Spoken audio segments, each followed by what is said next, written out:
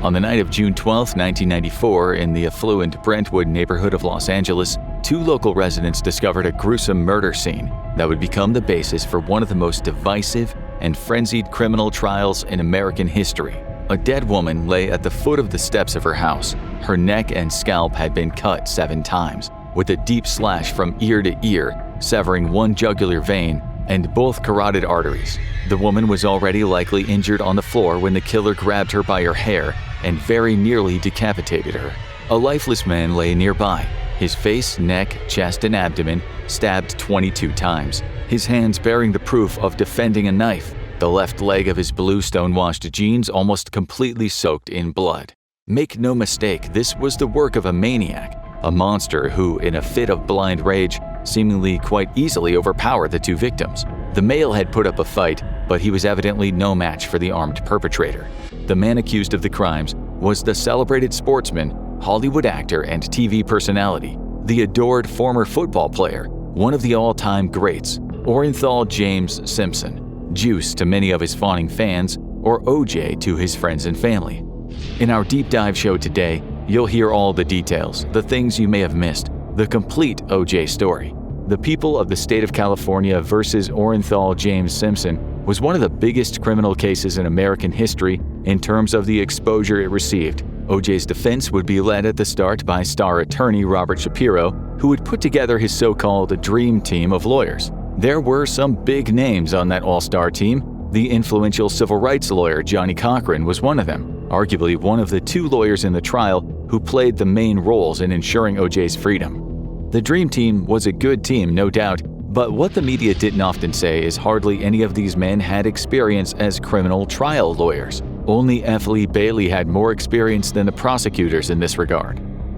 But as a team, the slippery defense proved to be a collective bulldozer of facts and theories presented by the prosecution, and they spent good money on getting the right experts on the stand. Prior to the hearings, Shapiro called them, asking them to meet him so they could offer him advice on the case. Like knights of the round table, they arrived on a Saturday and took their seats in the conference room that Shapiro was renting at the time. One of the first things Shapiro said was right to the point. So how many of you think OJ did it? While defense lawyers often talk openly about their clients being guilty, in a case this big, most of the lawyers that day were surprised Shapiro had come right out with the question. We should note something here. It's very important. The burden of proof is on the prosecutor in criminal trials. The defendant is presumed innocent until proven guilty. The defense didn't have the burden of trying to prove OJ innocent, but was making the case that the prosecution couldn't prove that he was guilty, beyond a reasonable doubt. With that in mind, Shapiro was confident OJ wouldn't be going to prison for murder. He had a plan that would polarize America. In 1977, OJ, then a wealthy 30-year-old football player who'd been blazing through the NFL, paid a handsome $650,000 for his house at 360 North Rockingham in the upscale Brentwood area of LA. He hadn't been living there long when he met 18-year-old Nicole Brown. He was still married to Marguerite Whitley at the time. Their relationship had been tempestuous for a long time by the time OJ met Nicole, although Marguerite would later deny OJ ever hitting her. There was just no way that I would allow that to happen to me, she would say. Marguerite and OJ had 3 kids, Jason, Arnell, and Aaron.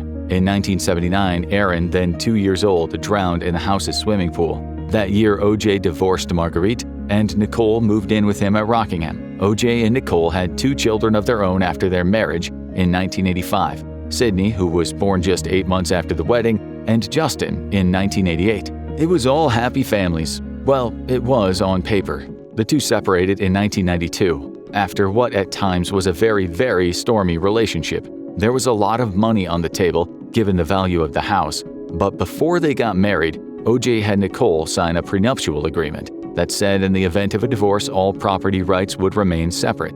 On October 15, 1992, OJ and Nicole settled their divorce proceedings. OJ would pay her $10,000 a month, quite a large sum. Still, at the time, after tax, he was pulling in about $55,000 a month from his TV and commercial work, about $120,000 in today's money. OJ also agreed to pay her a one-off sum of just over $433,000, or about $920,000 in today's money. and let Nicole keep a condo in San Francisco that the two had been renting out. In the divorce deal, the one-off payment was for Nicole to buy a property. The property broker, Gianna McKenna, helped Nicole find a new place. This was 875 Bundy Drive, which would become Nicole's last home. The house, which was the north side of a two-family condo, wasn't quite as nice as what she was used to. As for her relationship with OJ at this point, they still regularly saw each other, but Nicole, according to her friends, wanted out for good. One of the people who would occasionally see this back and forth was a young man named Cato Kalin. Kalin had rented Nicole's guest house at the first place that she'd been living post-divorce. The two had met through a mutual friend and become close. He often babysat their children, and they liked him so much they even named their dog an Akita after him. OJ, always the jealous type, was incensed by their relationship. OJ told Kalin he didn't mind him living in that guest house, but when he and Nicole said they were going to do a similar deal at the new Bundy house, OJ put his foot down. There was no guest house, only a spare room. OJ said he didn't want a man living under the same roof as Nicole. He told Kalin that he'd give him one of his own guest houses at his Rockingham mansion. He and Nicole were still fighting at the time, so much so that OJ threatened to tell the IRS that she hadn't paid taxes on the sale of the San Francisco rental. She lied and kept her name on the place at Rockingham, and OJ told her that he'd stop allowing that. Nicole told Gianna McKenna one day that her ex was being an a-hole. She later received a letter from OJ's lawyer stating that she was no longer allowed to put her name on his property. We should say here that this is what Nicole wrote. It doesn't mean that he definitely said those words. In a court of law, this might be what we call hearsay. One thing led to the other, and Nicole had to put the Bundy place up for rent rather than pay the $90,000 in taxes that she would have had to pay if she stayed there. She hung up a for lease sign and talked to Gianna McKenna about moving into a house with a pool in Malibu. She was making plans for the move when her life came to an abrupt end. On the night of June 12, 1994, at 10:15 p.m., neighbors of Nicole heard a dog barking. At 11, those same neighbors said they heard the dog barking again. They said it was the plaintive howl of an unhappy animal. Another neighbor in the vicinity took his dog for a routine walk that went by Nicole's place. He reached the condo around 10:55 p.m. and saw an Akita barking at the house. He noticed that the dog had no address on the collar and its paws were covered in blood. The dog followed him back home, where his neighbors Sucru and Bettina offered to take the Akita for the night. There was only one place it wanted to go, and that was 875 South Bundy Drive. When Sucru looked down at the pathway of the house, it was dark, but he could see something on the floor. In his own words, it was a lady lying down, full of blood. Officer Robert Risky, who was on patrol in West LA, got a call on the radio at 12:09 a.m. Now, June 13th, he was told to go to 874 South Bundy, which was the home of an elderly lady named Elise Teistert. She called the cops because she'd heard a knock on her door and looked out and saw a strange couple. It was actually Sucru and Bettina. Elise had thought that they might be up to no good.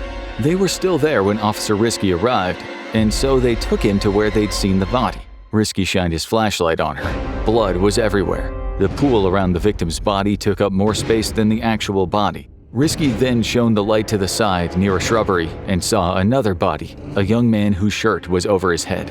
There was a bloody envelope next to the body. It contained a pair of spectacles. Risky didn't know it, of course, but this was 25-year-old Ron Goldman, a man, as the saying goes, who was in the wrong place at the wrong time. A handsome tennis coach, model, and part-time waiter, Ron Goldman was almost a stereotype of the young LA male. He had known Nicole just 6 weeks, but had garnered enough of her trust to have previously borrowed her Ferrari. They were not, however, having intimate relations at the time of the crime, although it might have looked that way to some. Officer Risky walked on his tiptoes, careful not to stand in the blood and leave bloody footprints. Bloody footprints were exactly what he saw when he shone the light down the pathway to the back of the house, and he didn't want to make more of them. To Risky, it seemed that the killer had left the crime scene the back way, where there was an alley. An astute cop, he also saw what looked like drops of blood next to the footprint, so he guessed that the perpetrator had been bleeding as he escaped. This would turn out to be very important. The killer, unlike so-called forensically aware killers, had not done a cleanup job. His DNA, it seemed, might be everywhere, along with his footprints. Risky didn't immediately think there'd been a robbery, and to Risky it looked like nothing in the house had been upturned. It didn't look as though someone had rifled through the owner's drawers. When he went upstairs, there was a candle flickering in the master bedroom and another lighted one in the bathroom where the tub was full. It looked like someone had been in the process of having a very relaxing night. This woman, thought Risky, had likely been disturbed by someone who she possibly knew.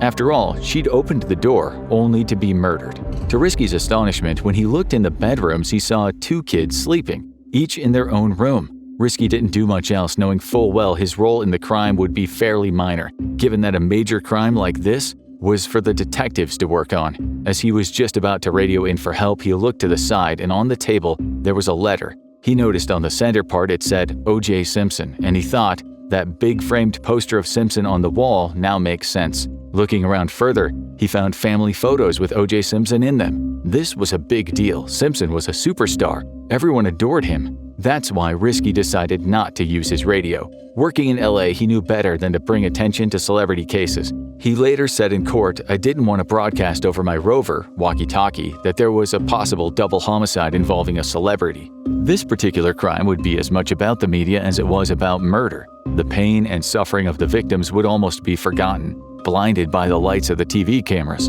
It would definitely become sensational. There was a man who saw that coming. His name was Robert Shapiro. Back when Shapiro was putting his A-team of crack lawyers together, he made it known that there was an angle in this case that could be exploited to OJ's benefit.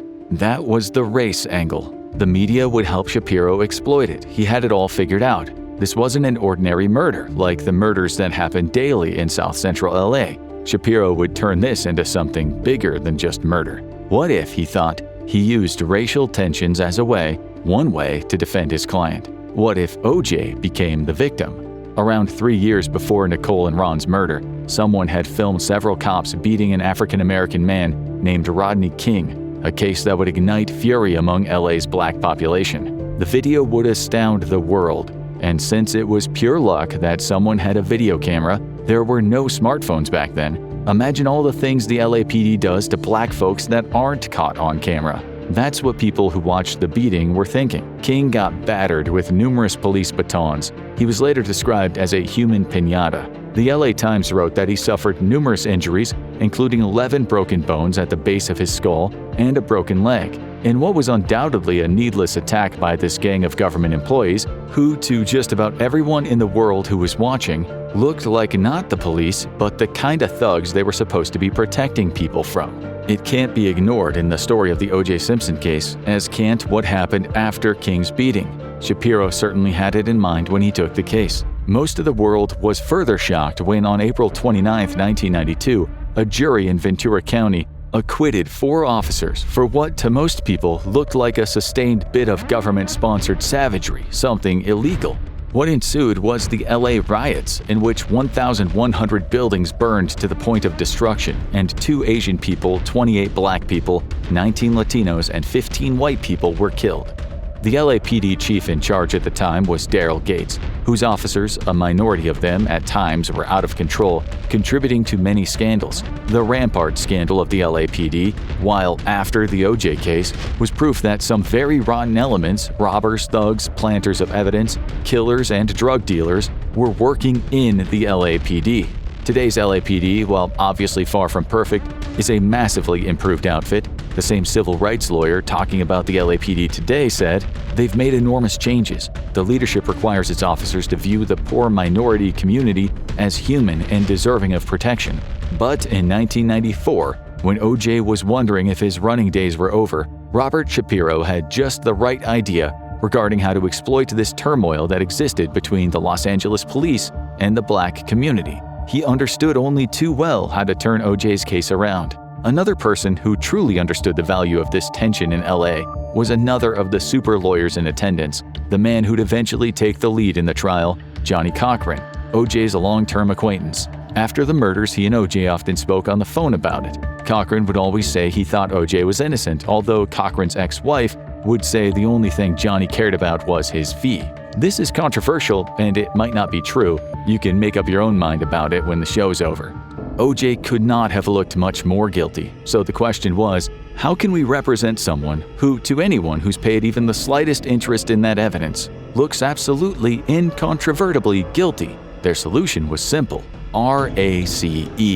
The LAPD, they would claim, which you now know had a long history of brutality against black people in the city, was involved in a conspiracy to fit OJ up for the crime. They'd said the cops planted evidence, that they'd fabricated evidence and framed yet another African-American man. This wasn't just a criminal trial, it was a civil rights issue in which the accused would become the victim. Emotions would trump reason. Anger would overshadow evidence. Let's now get back to the crime. As Officer Risky wrapped up the crime scene tape around the house, the two kids were taken to the West LA police station, getting a ride in a squad car for the first time in their lives. At the house, officers looked for more evidence and walked around looking for possible witnesses. Sergeant David Rossi, a 25-year-old LAPD veteran, arrived at the house around 1:30 a.m. Sergeant Marty Kuhn was also on the scene, and Captain Constance Dial would also soon arrive. They all saw something of interest. That was a single bloody leather glove, a knit hat, and the bloody envelope. Many cops would see these things that night. This is important to establish. This was a homicide case, so it went to Ron Phillips of the Homicide Department, whose task was to visit the crime scene, talk to the officers, and then assign the case to one of his 4 homicide cops. The man who got the job was Mark Fuhrman, another person who this case would make famous, or should we say infamous. The fact that Fuhrman was in line to take the next murder case was perhaps divine intervention on OJ's part. Fuhrman would be the first man to find a glove, not at Nicole's place but at OJ's place. He saw the other glove at Nicole's house, but the other cops we mentioned had seen it before he did. Fuhrman would investigate with his junior partner, Brad Roberts. Roberts turned up later at Nicole's, while Fuhrman and Phillips were at the house by about 2:10 a.m. According to logs, there were 17 cops at the house in total throughout the night. This included police detectives Philip Van Adder and Tom Lange, who would lead the case. They all got the tour and saw the bodies, the blood, the single glove, and also what looked like a half-eaten cup of Ben & Jerry's ice cream. Fuhrman had taken a seat in the living room at one point and started writing down his preliminary observations. This wasn't a report, it was more like his immediate thoughts. A couple of things interested him. First, the ice cream, which had obviously not been there long as it would have melted, plus the blood drops, which looked as though the suspect had been injured. Perhaps he wrote by the dog. He wrote about the gate to the garden, saying possible blood smudge and visible fingerprint. This is also important. It was the commander of operations for the western quarter of LA, Keith Bushley, who made the next moves. This was one of the highest-ranking cops in the whole of LA, a city with a huge law enforcement presence. Bushley told Phillips that since the victim, her ID long established, was the ex of O.J. Simpson, and the kids were likely their kids, then he had to be called. He was a potential suspect already, just because with homicides, the nearest and dearest are always potential suspects. The data changes every year, but it's generally said about 36% of murders of women in the U.S. are by someone intimate with them. Around 75% of murders of women are perpetrated by someone who is known to them. About 1 in 5 of all murders, whether of men or women, are committed by an intimate partner. Bushley gave the order to contact OJ but said keep it on the down low. He didn't want the press all over this. He didn't want photos and videos before the victims' families were informed. It was decided that Detectives Lange and Van Adder would drive over to OJ's house and tell him face-to-face if indeed OJ was home. Where did OJ live? Risky knew the answer. He already ran the plates of the Jeep parked in the garage. It was in OJ's name, who lived at 365 North Rockingham. With Phillips and Fuhrman in one car and Van Adder and Lange in another, they all headed over to OJ's place, about a 5-minute drive for the 2-mile trip. The one thing they noticed when they got there was a white Ford Bronco that was parked badly as if someone had parked it in a hurry. Fuhrman, who was a level 2 detective compared to the others level 3 standing, stayed behind as they went to find someone in the house. Fuhrman then went to the Bronco and saw some papers in the back seat bearing OJ's name. He also noticed some blood on the door handle and a bit more near the bottom of the door. He then shouted for Van Adder to come see the blood. Both men agreed it was almost definitely blood. Fuhrman ran the license plate, which said the Bronco belonged to the car-for-hire firm Hertz, a firm OJ had become famous for endorsing. Van Adder called for a criminalist or forensics to come and look at the bloodstains on the car. At this point, they were worrying that OJ himself could be the victim of a murder. No one was answering at his house, but the lights were on. Van Adder later testified in court after leaving a very bloody crime scene. I believed something was wrong there. They knocked on the door and waited, knocked and waited, but all was quiet. It was still dark outside. They shone their lights into the back of the house, and there they saw what looked like guest houses. They knocked on one, and a very sleepy-looking Cato Kalin, who you'll remember used to be Nicole's lodger, answered the door. "Is OJ home?" asked Phillips. Kalin told them go check the main house, which they'd done already. To the police, Kalin looked drunk or high. He was a potential suspect, of course, so they looked around for any signs of a struggle, any blood. Kalen told them something. He said about 10:45 p.m. that night, he'd heard a massive bang. It was so forceful that one of his pictures fell off the wall. Soon, all four men were in the main house talking to Arnell Simpson, OJ's eldest daughter, whom he had with his first wife. She was 22 at the time. Fuhrman then went back to the guest houses to try to figure out what Kalen's huge bang had been. What Kalen had said was almost like an earthquake. Fuhrman started walking down a narrow path between the houses when he noticed something on the ground. He later testified, "I noticed it was a glove. It looked similar to the glove on the Bundy scene." And we just said, the fact that it was Fuhrman who found this piece of evidence and not some other cop would turn out to be one of the most unfortunate coincidences in LAPD homicide history. That is, if you believe OJ was guilty. Arnell had been surprised her father wasn't home. She called Kathy Randa, OJ's personal secretary, and then handed the receiver to Phillips. He was informed that OJ had taken the red eye, a type of late flight to Chicago. She gave him the hotel name, the Chicago O'Hare Plaza, right next to the airport. It was 6:05 a.m. when Phillips called OJ's room. "Is this OJ Simpson?" "Yes, who's this?" "This is Detective Phillips from the Los Angeles Police Department. I have some bad news for you. Your ex-wife, Nicole Simpson, has been killed." OJ, seemingly in shock, replied, "Oh my God, Nicole killed? Oh my God, she's dead?" After OJ was informed his kids were at the police station, he told Phillips that he'd return to LA on the first flight he could find. OJ spoke to Arnell, who said she'd get OJ's buddy, Al Cowlings, to collect the children. She then put down the phone. Phillips sat there for a while thinking. A look of confusion crossed his face. It wasn't the first time in his life that he'd had to tell someone their loved one was dead. But it was the first time that a loved one hadn't asked how the person had died. OJ, he thought, might have been interested in if his ex-wife, the mother of his kids, had been run over by a truck, drowned in a pool, or been murdered. OJ hadn't bothered asking. At the station, the two children were awake. They hadn't been told why they were there. They had no idea what had happened.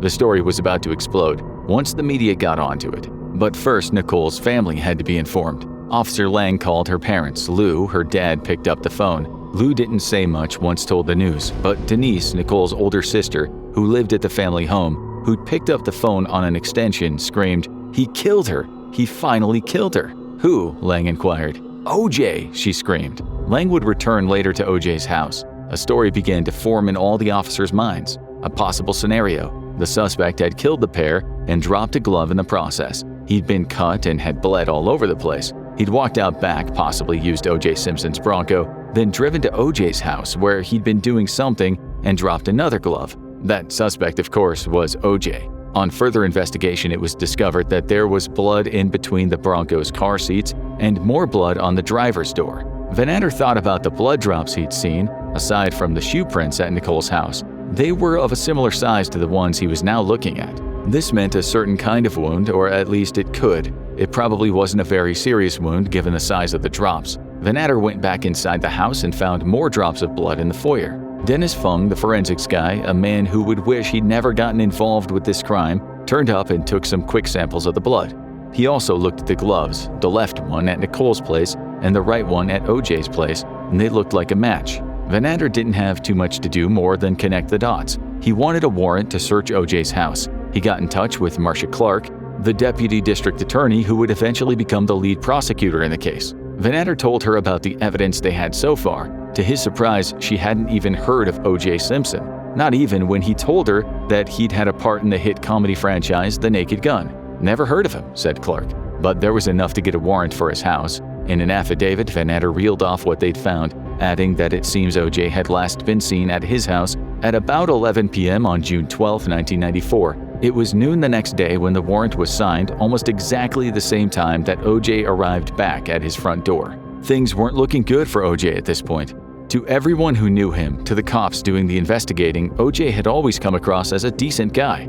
To much of America, O.J. was a model citizen. He was widely loved, but things changed for the boy next door on October 25, 1993, when Nicole called the police and reported that her ex-husband was, quote, going nuts outside her home. This wasn't the O.J., brand safe O.J. that people in the U.S. knew. O.J.'s brilliance as a running back was cemented in college. He went on to have a great professional career after being the first player chosen in the draft in 1969. He became a star with the Buffalo Bills. Even now, the NFL has him as the 40th best player of all time, despite his life skidding off tracks. O.J.'s life in his football days was the dream of many young black men. He once said, "I'm enjoying the money, the big house, the cars. What ghetto kid wouldn't?" He told the media he was going to use his fame to help other ghetto kids who'd had it rough like him. He said, "When I'm done with football, I'm going to take on the challenge of helping black kids in every way I can. That's part of the image I want, too." It didn't happen. O.J. surrounded himself, for the most part, with rich white folks. After football, he used his clean-cut image to market himself. He became a savvy businessman, selling his lovable face to anyone who would hire him to advertise their products. But it was mostly a facade, the goody-good image. He did very little to help his brothers and sisters struggling in the ghetto, as he said he would. He cheated constantly on his first wife as he raked in the cash from commercials. He was always good to fans, always stopped to sign his autograph, and he was always friendly to the people he worked with. But within the walls of his palatial houses, he was often a jealous, frightening husband. So it was all the more confusing for the public when things happened, like what happened on January 1st, 1989, when the police switchboard operator Sharon Gilbert picked up the phone only to hear screams. The house was 365 Rockingham. Gilbert later said, "I heard someone being hit." She then heard another scream, and the line went dead. She wrote it down as a code too high, which meant the cops had to get right on it. They did. Officer John Edwards soon turned up at O.J.'s place. From inside the gate, O.J. told them there was nothing to see and that everything was okay. Edwards said he'd like to hear from the woman of the house, only for that woman, Nicole, to come out of some bushes dressed in her bra and sweatpants with dirt all over him. She fell to the floor at the bottom of the gate and started pleading with Edwards and his partner on the other side. "He's going to kill me. He's going to kill me." Nicole slammed the button on the gate. It opened and she threw herself into the arms of Edwards, crying and shaking. "Who's going to kill you?" asked Edwards. "O.J.," she replied. "O.J. Simpson, the football player. This was a good guy, O.J., the American icon, a friend to the police." Edwards asked, "Does he have any weapons?" Nicole said, "Yeah, lots of guns. He has lots of guns." Edwards took his flashlight and looked more closely at Nicole. She had a swollen face. One of her eyes was black and blue. Her lip was bleeding. She had a bruise and swelling on her forehead, and around her reddened neck it looked like someone had throttled her. Edwards saw what he thought were handprints. Nicole told Edwards that O.J. had punched her with a closed fist, slapped her, and ragged her around. "You never do anything," she said. "You guys never do anything. You've been here 8 times and you never do anything about him." O.J. was incensed when he was told he was under arrest for beating up his wife, telling the cops he'd only thrown Nicole out of bed. He seemed shocked when Edwards said it didn't matter what he said, he was under arrest. O.J. was incredulous, telling Edwards, "You've been out here 8 times before, and now you're going to arrest me for this? This is a family matter. This is a family matter." After O.J. got dressed, he was still fuming. He told Edwards, "What makes you so special?" Nicole later told Edwards why O.J. had beaten her up. She said, as usual, he had other women staying over at the house, 2 of them. He had sex with one, and, well, she complained. O.J. later told the police at the station it was nothing, that it had only been a bit of wrestling after a fight that had got out of hand. The next day, Nicole, like so many beaten wives in the world, said she changed her mind. She didn't want to prosecute, but as the law stood, the police now had to present the case to the district attorney. Indeed, the police had been to the house 8 times over similar disturbances. There was not much more to be said. They had to prosecute this. This guy was obviously dangerous, or at least he had some temper issues. On May 24, 1989, O.J. was handed a suspended sentence, 24 months probation, $470 in fines, and 120 hours of community service. As for the latter, he spent his time enjoying one of his favorite pastimes, golf. Nicole and O.J. had to have counseling, and O.J. had to pay another $500 to a battered women's shelter in restitution. Ironically, 5 days before Nicole was murdered, she called that shelter to tell them O.J. was stalking her. After the New Year's Day event, O.J.'s good image was somewhat tarnished. He appeared on TV later and in interviews and said it was nothing, and that Nicole was as much to blame as him. Still, he now had a blemish on his account. The ideal man he put forward for public scrutiny had been chipped away at. This would have mattered a lot in 1994, or it should have. It was strange that just before O.J. got on that flight in Chicago to head back home, he arranged for a criminal defense attorney to meet him once he reached his house. Strange because at this time, O.J. shouldn't have yet known how Nicole died. O.J. used Howard Weitzman again, but later after seeing the evidence, he dropped O.J. as a client. That's when Shapiro took over.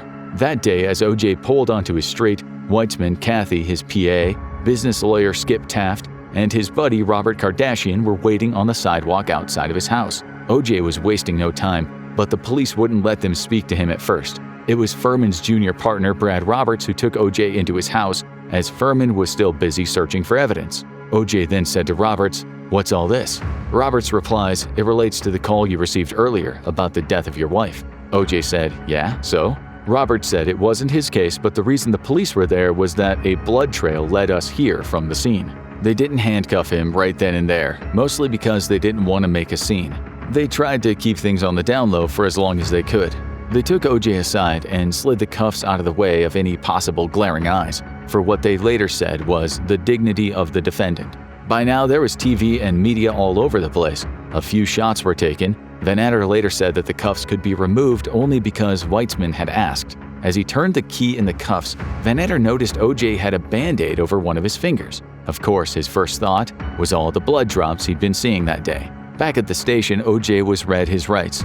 They asked him about Nicole, about his relationship with her, about the times they had fights, and about him doing community service. O.J. said about the latter, Nicole was drunk. She started tearing up the house. He said he didn't hit her. She was strong. He added, one of the most conditioned women he knew. He said, "We had a fight and she hit me, and they never took my statement. They didn't want to hear my side." This was strange to the police officers. A man was effectively trying to put the blame on his very recently deceased ex-wife. It would come out later just how bad a husband O.J. was. In Nicole's diary, there were passages describing O.J. beating her up, outlining just how frightening his rage could be. She once wrote, "He kept beating her even as she was crawling on the floor, trying to get to safety. He'd lock her in hotel rooms," she wrote, "and beat her so badly that one time she had to lie at a hospital and say she'd had a bicycle accident." Her friends, or some of them, knew about this. In interviews, they later said that O.J. told her what to wear and how to do her hair. If Nicole and O.J. were out and a man so much as said hello to her, O.J. would accuse her of flirting and sometimes beat her, said the friends. O.J. told her where she could go and what time she had to get home. He sent spies out to watch her. One of their friends said it was kind of like slavery. He said O.J. was the most jealous person I've met in my life. We'll come back to that topic later when we discuss the trial in detail. O.J. told detectives that previous night he'd been out at a dance recital at his daughter's middle school. This was Sydney. It was finished, said O.J., about 6:30 or 6:45. He said Nicole took off and he talked to her parents, who were also there. Nicole's mother asked him if he wanted to have dinner with him, and he refused. He said he got into his Bentley car and drove home. He said he was there for a while, then got in his car, tried to find his new girlfriend, Paula Barbieri, and then returned to his house again. He said it was 7-something when he originally got home. He then went to Paula's house, but she wasn't home. But he also said something about picking up some flowers. As things stood, it didn't make much sense to the cops. He was in so many places that it was difficult to ascertain a timeline. This would be useless for the prosecution. One of the biggest mistakes in the case was that they didn't push him on this. They just switched to another line of questioning that was easier to answer. That was, why did he go to Chicago? He'd taken the 11:45 flight, he said, and it was true that he was supposed to attend a convention and play golf with the people from Hertz. Detective Van Atter did ask about the Bronco. He asked when O.J. had parked it. O.J.'s exact answer was 8-something, 7, 8, 9 o'clock, I don't know, right in that area. Again, this didn't mean much, but they didn't push him. They only knew he'd gotten home from the recital in his Bentley and at some point got into his Bronco, but the timing was all over the place. O.J. started talking confusing nonsense after that. He told them, in the Bronco, because my phone was in the Bronco, and because it's a Bronco, it's what I drive, you know. I'd rather drive it than any other car. He then explained that he'd gone to buy a burger at McDonald's with Kaylin, but the cops didn't ask enough follow-up questions, such as who saw them, where did they go exactly, and what time exactly. In such interviews, when cops are lucky enough to get them, they need to pin the suspect down so what he says can later be refuted. These were good cops, experienced cops, but they didn't do a good job. It's now believed they were, like many other O.J. fans, starstruck. In front of them was an American hero. Then they asked him how he cut his hand, and again he gave multiple answers packaged into one, saying, I broke a glass in Chicago. I was in the bathroom, he said. Officer Lange asked if that's how he cut it, and O.J. said, it was cut before, but I think I had just opened it again, I'm not sure. So now it was an old cut. But O.J. said he'd bled in the Bronco. He'd seen himself bleeding at his house. "I bleed all the time," he said. "I play golf and stuff. I bleed all the time." This was ridiculous. OJ had still not explained exactly where he'd gotten the cut, yet his interviewers did not follow up with any kind of thoroughness. They didn't even ask him where he'd put the clothes that he'd been wearing that night. Van Natter did say, "OJ, we've got sort of a problem." That problem was OJ's blood being in a lot of places, including possibly at Nicole's house, from a cut that he wasn't sure how he got, which might have dropped at places he wasn't sure he'd been or when he'd been there. OJ later explained how he might have gotten blood in so many places, explaining, "I was doing my little crazy what I do. Anybody who's picked me up says that OJ's a whirlwind. He's running, he's grabbing things, and that's what I'm doing." Weitzman was later castigated in the press. What kind of lawyer lets his client in a criminal case blurt out anything other than no comment when speaking to the police after a crime has been committed? Even street thugs know that talking to the cops at the station very rarely works in someone's favor, despite the rhetoric police will tell you at the station about setting the record straight. Lange and Van Natter had failed. The man in the street could have pressed OJ harder. In the years to come, both these men and the LAPD in general would be lambasted for this, and other cases where it seems like they'd often give celebrities a very easy time, especially when compared to your average alleged street criminal. When the prosecution heard the interrogation for the first time, they could barely believe their ears. What was this? A playtime quizzing of a child accused of taking someone's milk?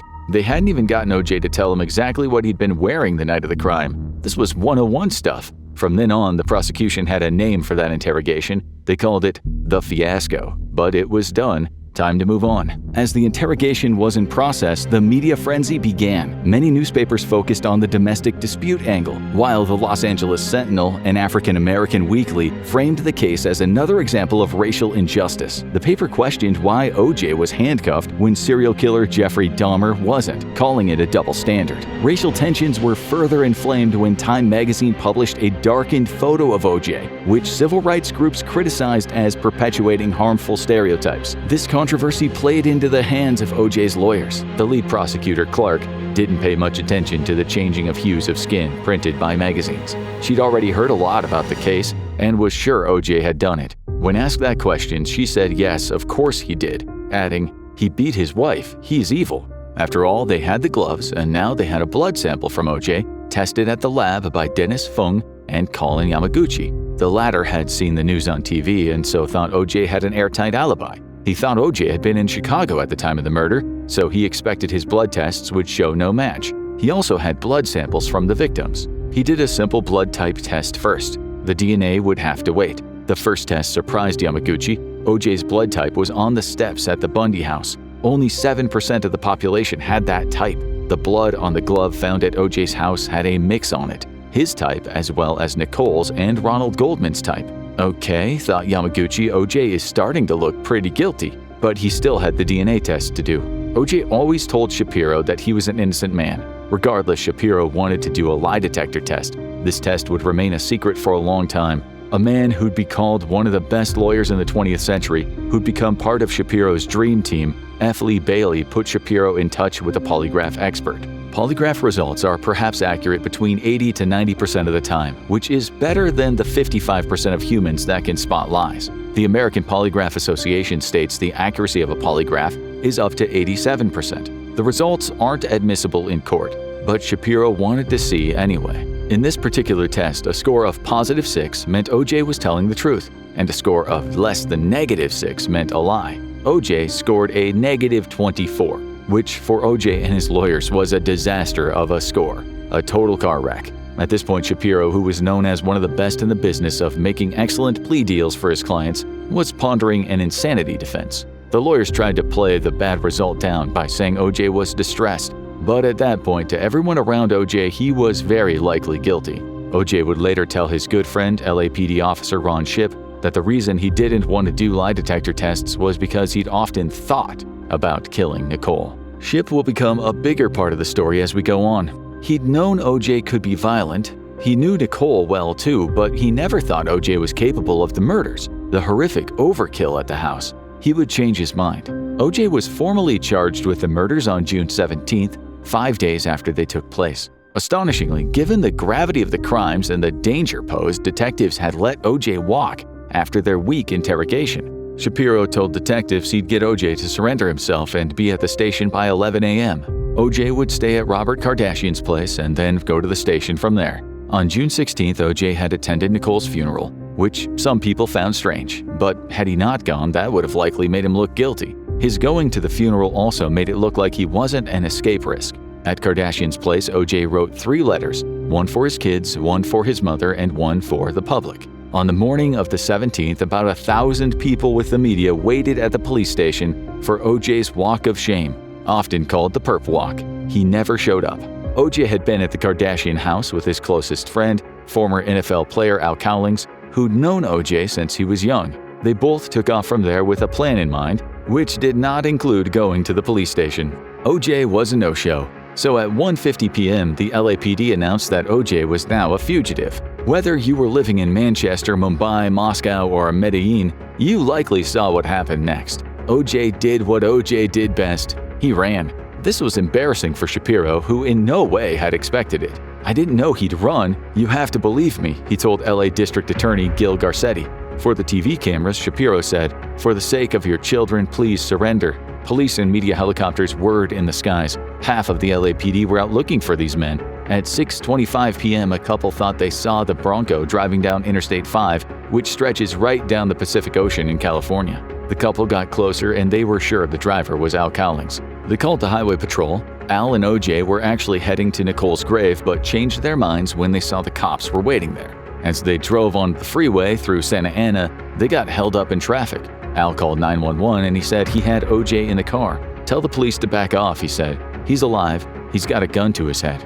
That chase, what you might call a low-speed chase, was seen by 95 million people. An armada of police cars held back following the Bronco, with most viewers wondering why they were trying to stop the car. This was partly to do with O.J. having a gun on him, but racial tension was another reason. Rodney King hadn't been given the royal treatment. He'd been beaten to a pulp. The last time police had chased a black guy in a car and the world watched, there'd been a riot. This time they held back.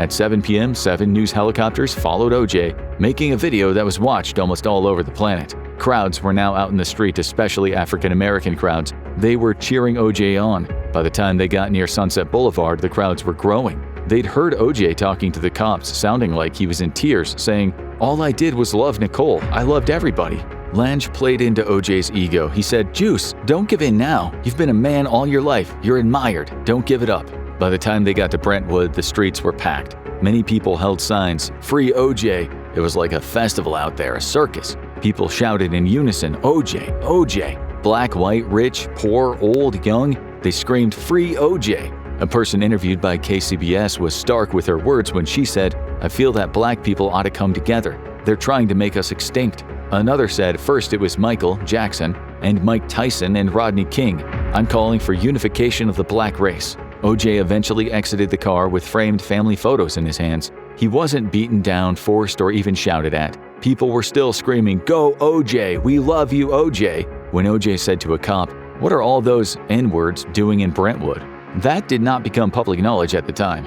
He was allowed to go into his house, grab some orange juice, and call his mother. It was reported that in the car, police found $8,000 in cash, a change of clothing, a loaded .357 Magnum, a United States passport, family pictures, and a disguise kit with a fake goatee and a mustache. News media reported that the police showed incredible restraint, which of course they had. They probably had to, given the tension. They even apologized to him for putting on the handcuffs. Time magazine was allowed to see it all happening, so this was reported. It looked like political theater. To those who'd seen Nicole's neck cut so deep her head was barely attached to her body, apologizing to the #1 suspect seemed mighty strange. It was a surreal day in the United States of America. O.J. was transported to LA County Jail. He'd later write that all he did in the first week in jail was think about Jesus being crucified. We should now have a closer look at the timeline of the night of the murders. Sunday, June 12th, was a sunny day in LA. There was a gay pride event in West Hollywood that day. Many people were planning to stay home and watch the third game of the NBA Finals on TV. People flocked to the movie theaters around town to watch the new movie, Speed. O.J. got up early that day to head to the Riviera Country Club for a game of golf with the TV producer Craig Baumgarten. After the game, O.J. played cards at the course clubhouse. Meanwhile, Nicole spent much of the morning shopping for toys. Ron Goldman played softball that morning at Barrington Field, close to Sunset Boulevard. The next part is notable. OJ later argued on the phone with his new lover, the beautiful actress and model Paula Barbary. She'd wanted to attend Sydney's recital, but OJ hadn't wanted her to. Caitlin later testified he just wanted to go to the recital on his own, but Paula wanted to go. I think she was upset she was not going. It was worth noting that to many who knew OJ well, Nicole was always his number one. Even as he beat her up, he always wanted Nicole. When she left him, he always thought she'd come back. Instead of going to the recital with OJ, Paula flew off to Las Vegas, where she met with the singer Michael Bolton, something that ignited OJ's jealousy. OJ was upset. At 4:30, Nicole and her family arrive at Paul Revere Middle School for Sydney's recital. Goldman starts his shift at Mezzaluna Restaurant around that time. At 4:45, OJ arrives at the recital and takes a seat behind the Browns. At 6:15, the recital is over, and OJ talks to the Browns. At about 6:30, the Browns arrive at Mezzaluna Restaurant. When OJ gets home, he tells Caitlin he's mad about two things. One, they didn't invite him to the restaurant, and two, Nicole's dress was a bit too tight and revealing. Nicole had told her friend this time she and OJ were broken up for good. This time she was not going back. No way. It was over. At 7:35, with this likely in OJ's thoughts, he calls an attractive lady, Gretchen Stockdale, a former Los Angeles Raiderette. He leaves her a message saying, "Hey Gretchen, sweetheart, it's Orenthal James," who is finally at a place in his life where he is totally unattached to everybody. Ha ha! Nicole leaves the restaurant at 8:30. At 9, she calls her friend Faye, who is in the drug rehab facility. Faye will later say that Nicole told her that she'd said to OJ, "Get away from us, get out of my life, you're not welcome with this family anymore." At 9:10, OJ and Caitlin go to McDonald's in OJ's Bentley. They both drive back, and OJ eats in the car. The two part ways at 9:36. The last Caitlin sees of OJ, he's sitting in his Bentley. So 9:36, OJ is alone. It's around this time that Ron Goldman clocks off at the restaurant. At 9:37, Nicole's mother calls the restaurant and asks about some missing glasses. At 9:45, Nicole calls Mezzaluna and talks to Karen Lee Crawford and Ron about the glasses. The glasses are put in an envelope, and Ron says he'll take them around to Nicole's place. What happens after this is the billion-dollar question. Ron obviously gets to Nicole's and is killed, but when exactly? At 10:15, Nicole's neighbors start hearing the dog barking. This is the time that prosecutors think blood starts being spilled. Their theory will be that OJ stabbed Nicole straight away in a fit of anger. Ron turns up, and OJ stabbed him too, but they fought. You can see that by the defense wounds on Ron's hands. The prosecution will say OJ severed an artery, and Ron had no chance after that. The killer really did go for overkill, often found when intimate relations have turned sour. The autopsy report for Ron will later say multiple stab wounds of chest, abdomen, and left thigh, penetrating stab wounds of chest and abdomen with right hemothorax and hemoperitoneum, multiple incised wounds of scalp, face, neck, chest, and left hand, defense wound, multiple abrasions, upper extremities and hands, defense wounds, sharp force wound of neck, left side, with transection of left internal jugular vein. The killer did not need to stab Ron so many times. The killer may have also accidentally injured himself in this fight right when he lost his glove. There was Nicole's blood on Ron, so it seemed the killer did indeed attack Nicole and then deal with Ron. As she lay dying, he finished Ron off, and then it seemed the killer returned to Nicole's slumped body. Police believe that he lifted up her head by the hair and cut twice through her neck, almost cutting right through the spine. The autopsy report said, transection of left and right common carotid arteries, incisions left and right internal jugular veins, transection of thyrohyoid membrane, epiglottis, and hypopharynx, incision into cervical spine C3, multiple stab wounds of neck and scalp, total of 7, multiple injuries of hands including incised wound, ring finger of right hand, defensive wound. Caitlin was the last person to see OJ. OJ will never have an alibi for what he did after he left Caitlin. He will try to make out that he was at home getting ready to go to Chicago, but at 10:22, the limousine driver Alan Park pulls up at Rockingham, ready to take OJ to the airport for his trip to Chicago. He waits in his car on the side street. At 10:49, Park calls his company to say no one's answering at the estate. Later in court, he will say he knew the exact time because as a limo driver, you only have so much time to make it to the airport. He was concerned the client wouldn't make it. At 10:55, Park saw Caitlin. Caitlin let him in, and at almost the same time Park saw a black guy about 6 foot 200 pounds. His exact words in court were, "I saw a figure come down, well, not come down, but I saw a figure come into the entranceway of the house. just about where the driveway starts. He sees this man enter the house. Park used the phone again to call, and after only about 30 seconds, he made a move. He said in court, "That's when I got back up and out of the car and rang the intercom. This time there was an answer, which was Mr. Simpson. He told me that he overslept and he had just got out of the shower and he would be down in a minute." When OJ came out, Park said he was wearing jeans, a white shirt, and a black coat. He said OJ was carrying what looked like a Gucci bag with him that was folded in half, seemed to be some type of garment bag. He said there was another bag, which he described as a quite large duffel bag. He said OJ seemed hot and was sweating a bit. Cochran would later diffuse this somewhat by explaining that OJ had been rushing around. He also got it out of Park that Park hadn't seen a Band-Aid on OJ's finger. Still, in general, this is all looking really bad for OJ. At 11:45, OJ gets on his flight. Chicago, here we come. On the night of the murder, Jill Shively was driving to her favorite salad bar when she nearly collided with a white car at the intersection of Bundy and San Vicente. Shively recognized the driver who swerved and honked at her as O.J. Simpson, having recently seen him in Naked Gun 33 1/3. The next day, when her friend mentioned Nicole Brown's murder, Shively realized O.J. had almost hit her the previous night. Although she could have been a key witness, she disqualified herself by selling her story for $5,000, despite authorities' warnings against speaking to the media. To keep the drama alive and keep viewers watching, the media covered O.J. non-stop. It didn't help O.J.'s cause that the media released a 911 call Nicole had made in October, in which she sounded very scared, pleading for help. "He's back," she said. "I think you know his record. He's gonna beat the bleep out of me." O.J. was losing fans by the minute, but not so much in the black community. The case was becoming more and more polarizing by the minute. Jose Camacho testified that O.J. bought a 15-inch knife from his store in May, which was soon reported by the media, fueling suspicion. Camacho testified. However, the prosecution didn't use his testimony, not only because he sold the story for $12,500, but tests showed the knife was still coated with oil, indicating it hadn't been used. Still, things didn't look so good for O.J. at all after DNA tests on the blood were finished. It turned out that the blood drops found at Nicole's matched with O.J.'s blood. There was blood found on a sock in O.J.'s bedroom that matched Nicole's. In the first case, there was a 1 in 9.7 billion chance that the blood wasn't O.J.'s, but there was a 1 in 170 million chance that the blood on the sock wasn't Nicole's. But Shapiro was a man with a plan. Now we must talk again about Mark Fuhrman, the cop who found the bloodied glove out the back of O.J.'s place. The journalist Jeffrey Toobin, who we mentioned before and whose research we've used in part for the video, understood that Mr. Fuhrman was about to get dragged through the coals. Fuhrman became a key focus for the defense, which aimed to portray him as a racist and corrupt officer. Toobin investigated Fuhrman's background and discovered that he had sued the LA Fire and Police pension system, claiming job-related mental damage and revealing his use of racist slurs and excessive force. O.J.'s lawyers jumped on this, suggesting Fuhrman could have planted the glove to frame Simpson. Although Fuhrman denied it, and by many accounts had a complete turnaround after he went back into the force, the defense used this to create doubt in the jury's mind, undermining the DNA evidence. Johnny Cochran was the man, arguably the best civil rights lawyer around.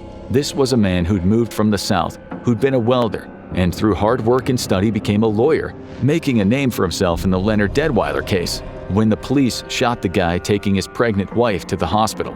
O.J. was paying about $50,000, about $105,000 today, a day for his defense to save his life. You couldn't get better in this business. The two lead prosecutors were Deputy District Attorneys Marcia Clark, who we mentioned already, and also Christopher Darden, a good lawyer in his own right, but perhaps not anywhere near as qualified as the men he'd be up against. In fact, he plainly wasn't qualified to go up against this dream team. But he was an African American, and that, thought the prosecution, would help.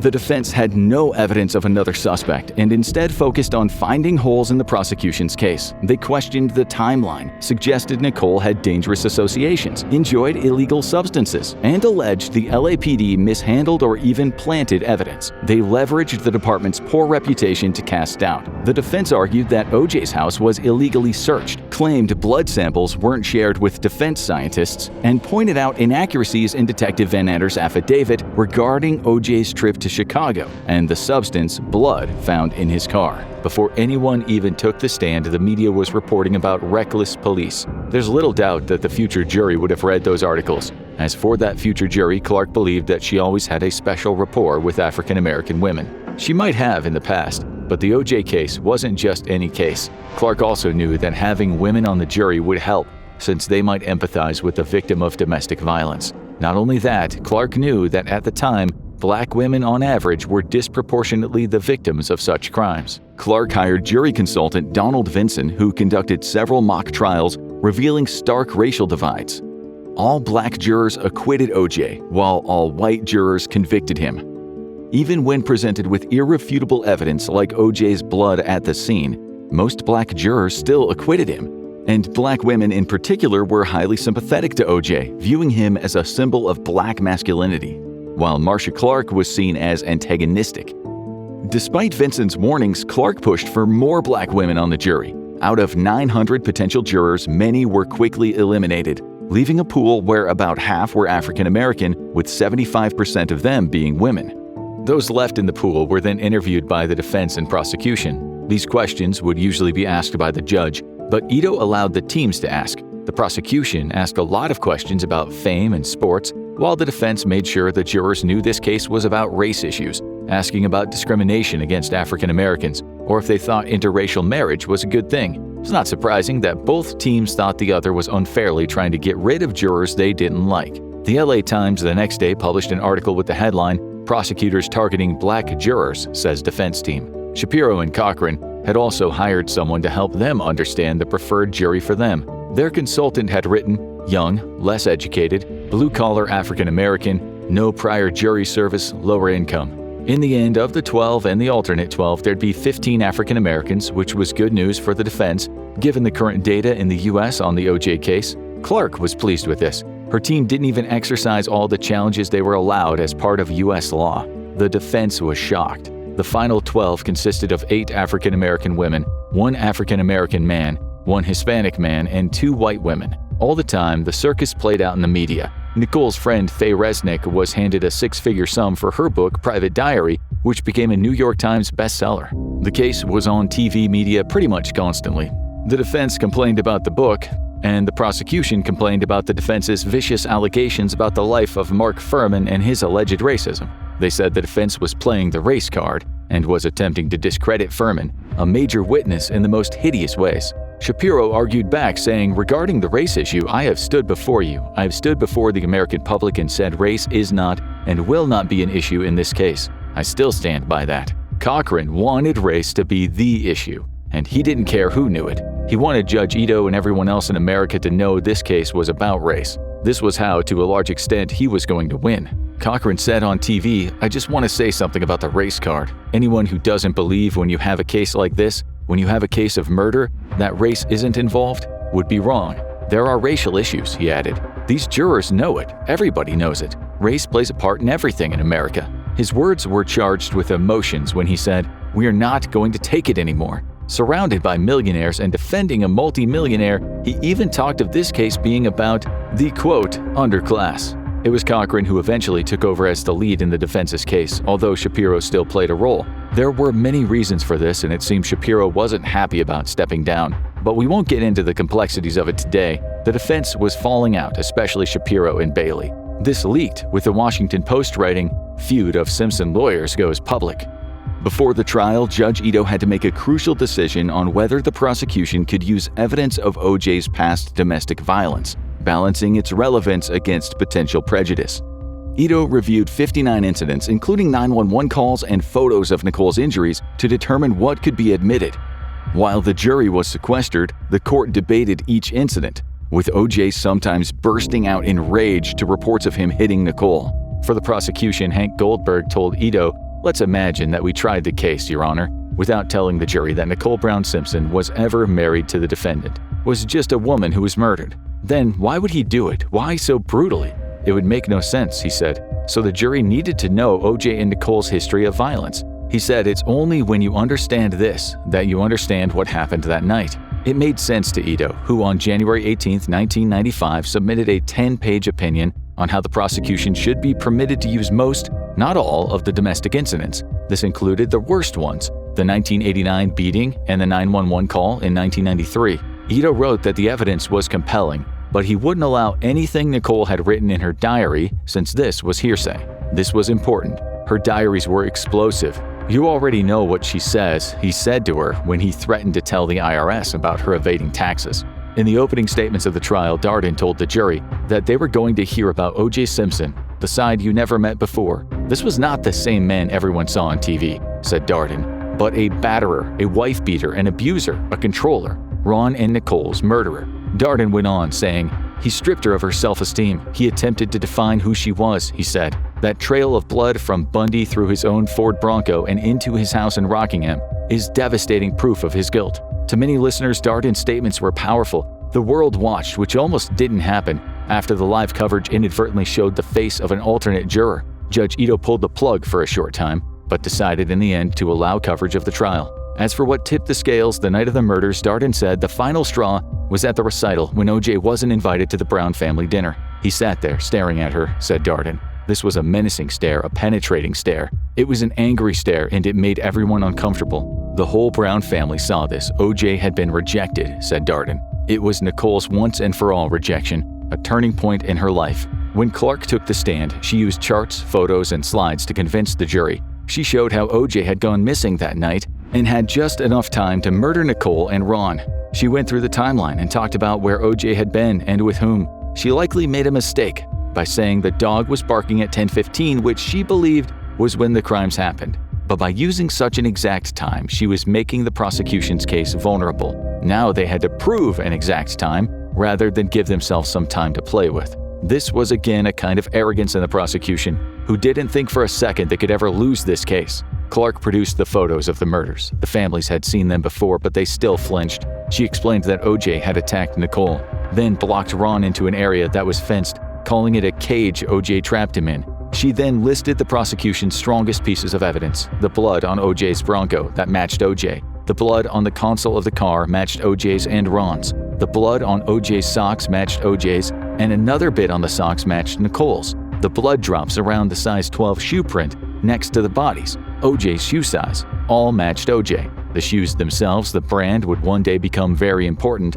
but we'll talk about that later. Clark finished by saying this was O.J.'s ultimate act of control, in which an innocent bystander, Ron, was just unfortunate to be there. He took her youth, her freedom, her self-respect, said Clark.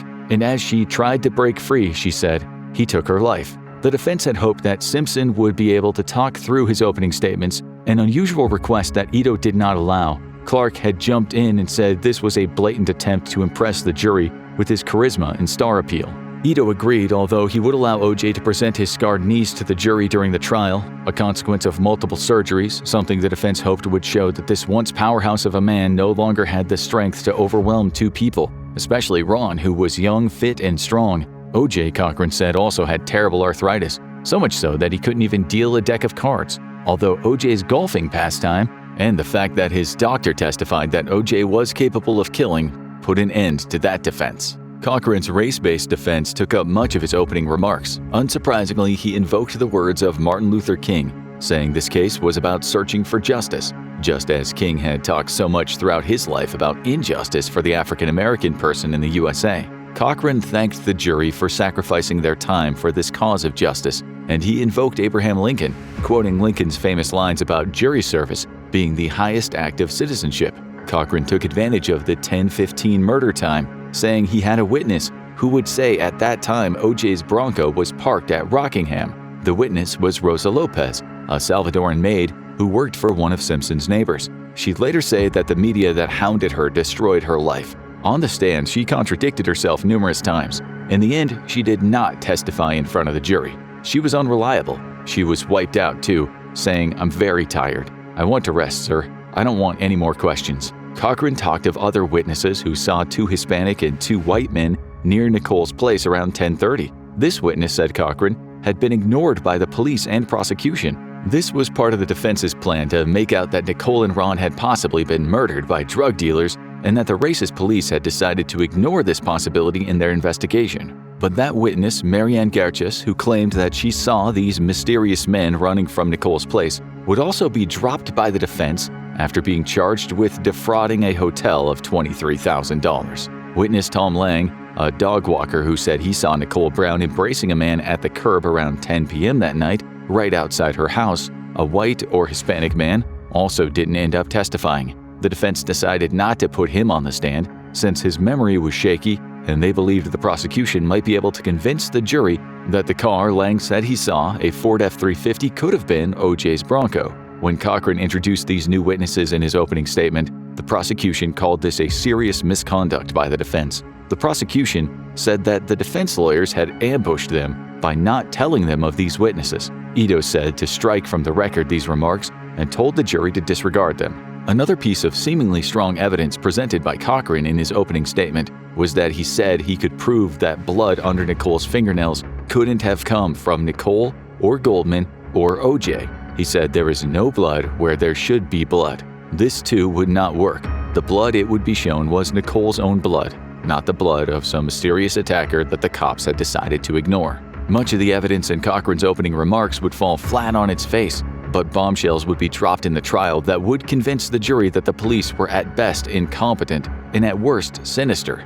Despite O.J.'s huge female fan base, much of the early trial did not go in his favor where his relationship with women was concerned. When the jury called Sharon Gilbert, a heavy-set black woman who worked as a 911 operator, O.J. came across as something of a beast. Gilbert was the one who'd taken the 911 call on January 1, 1989. The court heard the recording. There was just screaming in the background, as if someone had to let go of the phone. It was quite a chilling statement for the jury. They heard slapping and punching sounds. After 3 minutes, silence. The line was cut. Officer John Edwards responded to a call and found Nicole hiding in a bush, beaten and terrified, screaming, "He's going to kill me." Despite O.J. admitting to the assault, Edwards didn't arrest him, allowing O.J. to change into clothes and leave in his Bentley, citing fear of media backlash as the reason. Cochran attempted to discredit Edwards by highlighting his lack of promotions and falsely suggesting Nicole was drunk that night, though he missed the opportunity to mention Edwards' history of excessive force. Edwards didn't even file a full report. Another detective took the stand, and his account of another incident made it look like the LAPD, rather than abuse O.J., coddled him, while leaving a woman very vulnerable to his actions. This worked in favor of the prosecution, but also against them, since it made the LAPD look incompetent. This case rested on showing how competent they were, not bungling things as they'd done at Rockingham on so many occasions. O.J. would appear at their Christmas parties. He'd allow them to use his tennis courts and swimming pool. He signed footballs that they gave to their kids. Nicole called them 7 or 8 times, and they never arrested their favorite football star on those occasions. To reiterate, this helped the case of the prosecution, but it made the LAPD look bad. The defense was arguing they were bad. Cochran was about to make them look really bad. But first, one of their own, Ron Shipp, O.J.'s good cop buddy, took the stand. They'd known each other for decades, and then when Shipp became a cop on the West LA beat, he often popped into O.J.'s place, usually at least 2 times a week. Shipp helped O.J. out when O.J.'s son Jason had some issues with cocaine, and later when Jason smashed a life-size statue of his dad with a baseball bat. Shipp was basically O.J.'s best cop. Now Shipp was testifying against O.J. Shipp had drinking issues in the past, mainly due to the job and the stresses involved. He'd seen beaten women, dead bodies, and it got to him. He was traumatized by it. So when he saw Nicole's savaged body, that really upset him. Shipp decided the only ethical thing to do was to tell the truth, and that was the fact that he knew O.J. beat Nicole. Nicole knew Shipp was an expert on domestic violence, so she'd shown him photos of the injuries O.J. had given her and opened up to him about the regular beatings. Shipp also testified that O.J. had told him about the dreams he'd had of killing Nicole. That's why you'll remember O.J. told Shipp he was against lie detector tests. Shipp said Nicole wanted him to have a word with O.J. about his violence against her, but instead, Shipp tried to get a domestic violence case against O.J. dropped. Shipp had O.J.'s back, and he said he felt terrible about it after she was killed. No one had helped her. It wasn't surprising then that she ended up looking for help at the women's shelter. The police, it seemed, were on O.J.'s side. Shipp admitted to this, but in the cross-examination he was asked why he hadn't done something about the problem earlier if he knew O.J. was dangerous. Shipp replied, "I felt nothing but guilt, my own personal guilt, that I didn't do as much as I should have." The defense tried to argue that Shipp and O.J. weren't actually all that close, and that Shipp was just a starstruck cop who hadn't actually been around O.J. when he said he had. Shipp looked right over at O.J. and said, "This is sad, O.J." O.J. looked shaken. Shapiro then put his arms around him to console him. The defense tried to downplay the closeness between Shipp and O.J., saying Shipp was just a star-struck cop who exaggerated their relationship. Shipp, visibly upset, admitted he was serving O.J. by doing favors, like running license plates. The defense highlighted that despite their long acquaintance, Shipp and O.J. had never shared a game or a double date, questioning the authenticity of their friendship. But more and more evidence was introduced that made O.J. look like a very violent man. The jury heard more recordings of phone calls. They heard about doors being smashed in. In one tape recording of a 911 call, O.J. screamed and screamed for almost a full 13 minutes. He sounded mad. The kids, Nicole said, to which O.J. shouted, "You don't care about the kids when you were sucking his bleep." The operator asked if O.J. was upset, to which Nicole said he'd been getting upset about that for years. That was in reference to the time she cheated on him with the restaurateur Keith Zlomsowicz. O.J. and Nicole had split at the time, but O.J. was still furious when he found out about Keith. He stalked them and found them at a restaurant, walking in there and screaming, "I'm O.J. Simpson and she's still my wife." O.J. knew they'd had sex. She later said to Keith, "Oh my God, Keith, he watched us." O.J. knew when and where it happened. Zlomsowicz later said he would beat her and lock her in closets at hotels because she asked where he was at when he was out cheating on her. She was told how to look, how to wear her hair, told how to dress, told where to be, told what time to be there, how to be everything for O.J. Simpson. By all accounts, O.J. was brazen since he had a lot of affairs, including one with a beautiful actress, Tawny Kitaen. Nicole wrote that he had this particular affair when she became pregnant, and O.J. told her that she was ugly and fat. This would have sounded horrible in court, but as you now know, the jury only heard what was said on those recorded calls, not what she'd written in her diary. In another call, the operator told O.J. to calm down, and he screamed, "I'm leaving with my 2 fists when I'm leaving." Even without the backstory, in Nicole's diary, those recordings were powerful stuff for the jury. O.J., this guy who always came across as perfect on TV, sounded like a maniac. But the thing was, what the world didn't know is, as we told you, many African-American women in polls thought O.J.'s domestic violence wasn't that unusual and certainly didn't make him a killer. It didn't, and the prosecution had a lot more work to do.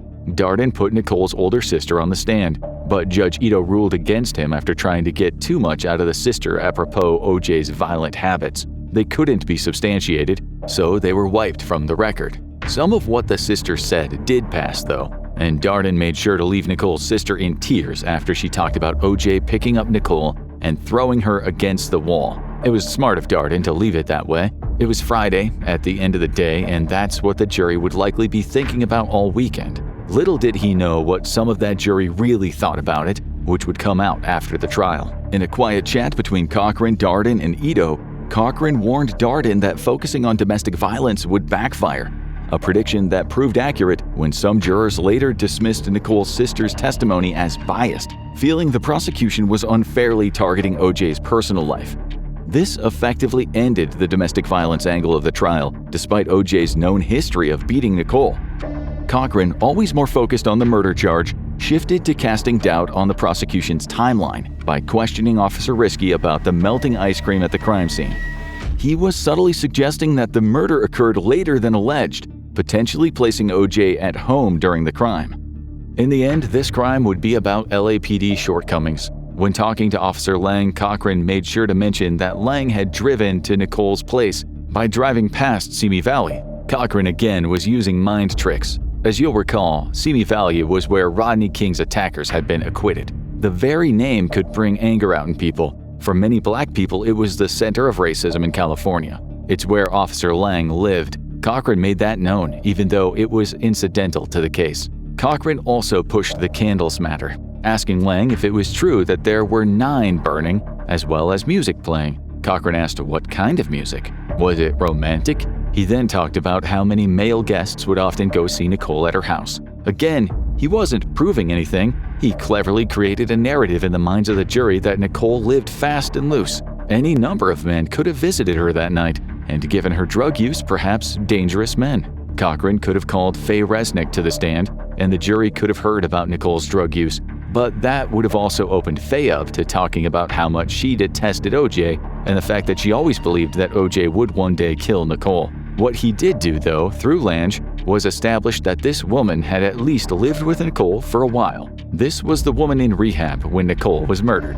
Before we get to this next part, we should say that Darden had to argue to Ito that the N-word should not be used in the trial. It's a dirty, filthy word, he told Ito. He said such a derogatory and denigrating term had no place in a court, and because of the emotional impact it would have on the black jurors, it could cause prejudice. He explained that it would polarize people to the extent that the trial would turn into a situation where the people, the jury, were asked whose side were they on, the whites or the blacks. Are you the man or are you with the brothers, was what Darden said this would turn into. This is what Shapiro had planned from the start, and it's what Cochran used as his atomic weapon. Darden was secretly seething. He'd spent his young life as a lawyer prosecuting real racist and corrupt cops, and he couldn't stand to see O.J., who'd done nothing in his life to help black Americans, capitalizing on his skin color and the very real victims of police racism. Barely concealing his anger, Darden told Ito that would inflame the passions of the jury.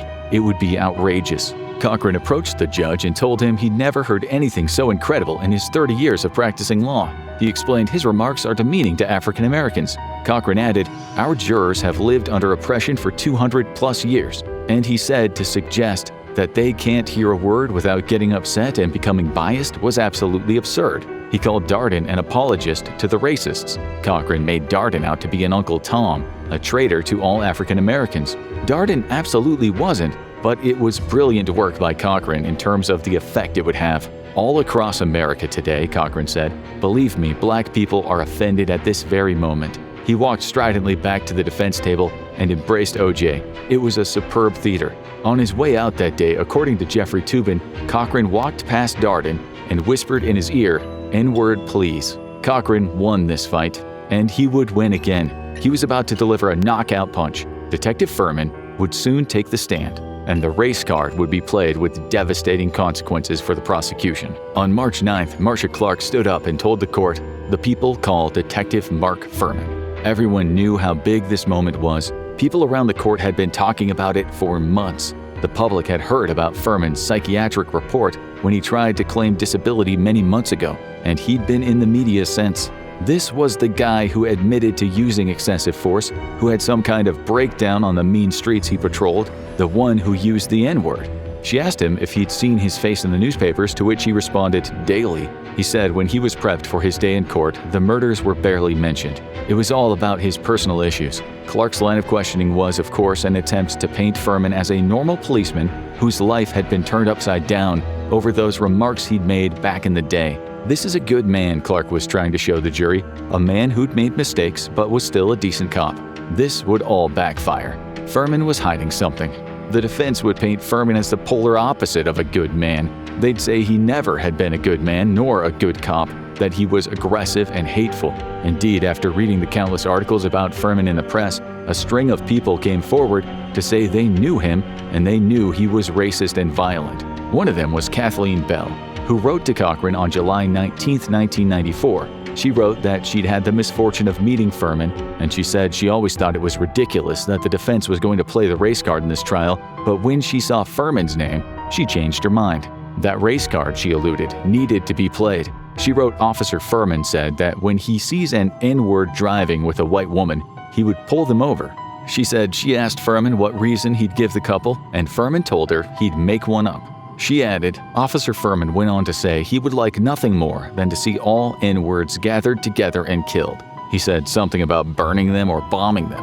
I was too shaken to remember the exact words. Then, an LAPD detective, Andy Purdy, bumped into a deputy district attorney named Lucien Coleman at the criminal courts building in LA, and he told her when he had worked with Fuhrman and married a Jewish lady, Fuhrman had sprayed swastikas on his locker. He told Coleman that he found it plausible that Fuhrman could do something like plant evidence against a black guy. Purdy said that Fuhrman had talked about Nicole in the past, when she was alive, and commented to other officers about her boob job. Coleman, a friend of Clark, told Clark what she'd heard, that her client had a very tainted history in the police, at least according to this guy Purdy. Clark's response was, "That's bull." But the evidence against Fuhrman for being a racist cop mounted up. In the LAPD's official complaints, a black student named Jarvis Bowers had been working with his father when he was 18. the two heading to a movie theater. When Fuhrman stopped them for jaywalking, a very minor transgression, Bauer said Fuhrman put him in a chokehold and threatened to kill him. This was abuse. It was excessive force, so he filed a complaint. Fuhrman was later docked a day's wages. On the stand, Fuhrman admitted to having a troubled past. He said the official reports were true, but vehemently denied the swastika thing. It was true that after he returned from his mini breakdown, he'd received mostly glowing reports. Danette Myers, a prosecutor who knew Fuhrman, said Fuhrman was a great detective, and certainly she'd seen no sign of racist behavior. Importantly, Myers was black. Still, for the prosecution to call Fuhrman was a very risky venture, given these reports. But without him, they'd be losing some very important testimony. Fuhrman hadn't been the only one, of course, to have seen the glove at OJ's place, but not calling him when he found the glove would have certainly raised a number of questions. Fuhrman was a major part of the whole story. Clark had warned him what would happen. She'd grilled him with possible questions that would be asked during the cross-examination. On the stand, Fuhrman had told Clark about the time he was sent to OJ's, and OJ had smashed Nicole's Mercedes-Benz window with a baseball bat. She asked him if he'd ever known a woman named Kathleen Bell, to which Fuhrman replied, "I did not." Clark used a projector to show the court the letter that Bell had written to Cochran. The N-word stood out like a pulsating sore. Unlike the U.S. public, this was new to the jury. The rest of the USA had already gotten used to such words and the fact that Fuhrman used them. Bell had appeared on The Larry King Show and talked about Fuhrman's alleged color-based nastiness. In court, Fuhrman said he'd seen the show and yet didn't recognize Bell nor the things she was saying about him. But why would Bell lie? She had no reason to, and the things she said would corroborate what several other people had said about Fuhrman, that he harbored racist thoughts and could be extremely violent. Clark went on, showing that what Fuhrman said about the glove matched what others had noted. Fuhrman and several other cops that had been on the crime scene all talked about seeing one solitary glove at Nicole's. Fuhrman told Clark that when he'd been at OJ's house and looked in the Bronco, he noticed that the car contained a shovel and a heavy-duty plastic bag. Clark then had such a bag passed to Fuhrman and asked him to open it. He said this was the kind of bag he'd seen in OJ's Bronco. The bag was large. Still, it turned out that all Broncos had such bags for spare tires, and OJ often kept a shovel in his Bronco to pick up dog poop. The prosecution stood down. It was time for the cross-examination, led by the wily F. Lee Bailey, a defense attorney to be reckoned with. Bailey's resume alone made the prosecution lawyers look like students of the law. Like the others, he was overjoyed to play a part in the case. He said as much to reporters when he told them Fuhrman was comparable to Adolf Hitler.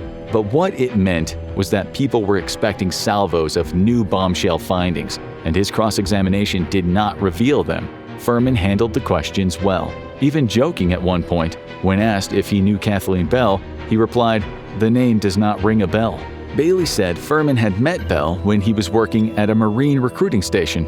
He asked Fuhrman a series of questions about the night of the murder. He asked him if he planted the glove, to which Fuhrman said at the time he didn't even know if OJ was in the U.S. Why, was Fuhrman's reckoning, would he try to set someone up, risk his career, his freedom, when OJ could have a solid alibi?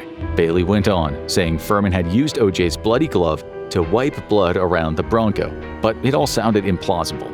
This part was implausible, but it wouldn't matter in the bigger scheme of things. This line of questioning did not seem to cause much damage. In fact, it may have helped the prosecution. So Bailey pulled out his most dangerous weapon, the race bomb.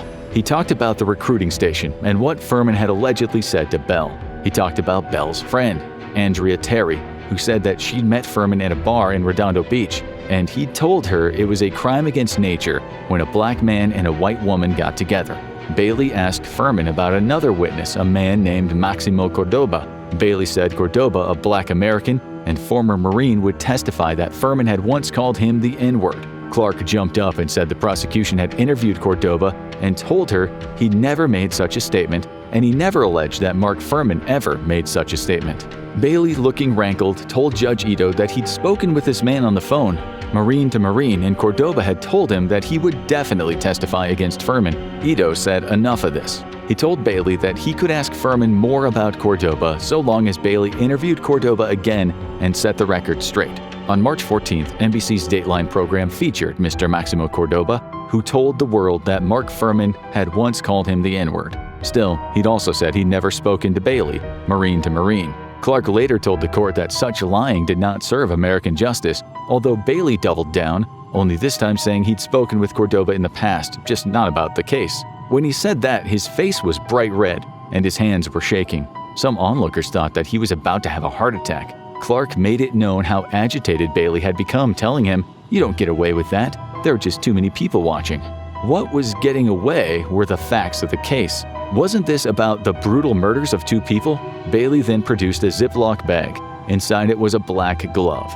Not the glove, just a glove. He then told the court that Fuhrman could have taken a glove like this in this bag, hidden it in a sock, and used it at OJ's house to wipe blood around, and then left it in the passageway next to Kaylin's room, later disposing of the bag. This was the theory, but Bailey didn't have any evidence to back it up. That's all it was, a theory, a story. Clark told the court, "This is a fantasy woven by the defense for which there is no evidentiary basis, no logical or factual connection to this case." Bailey was almost done. He needed one more thing. He needed the N-word to be talked about.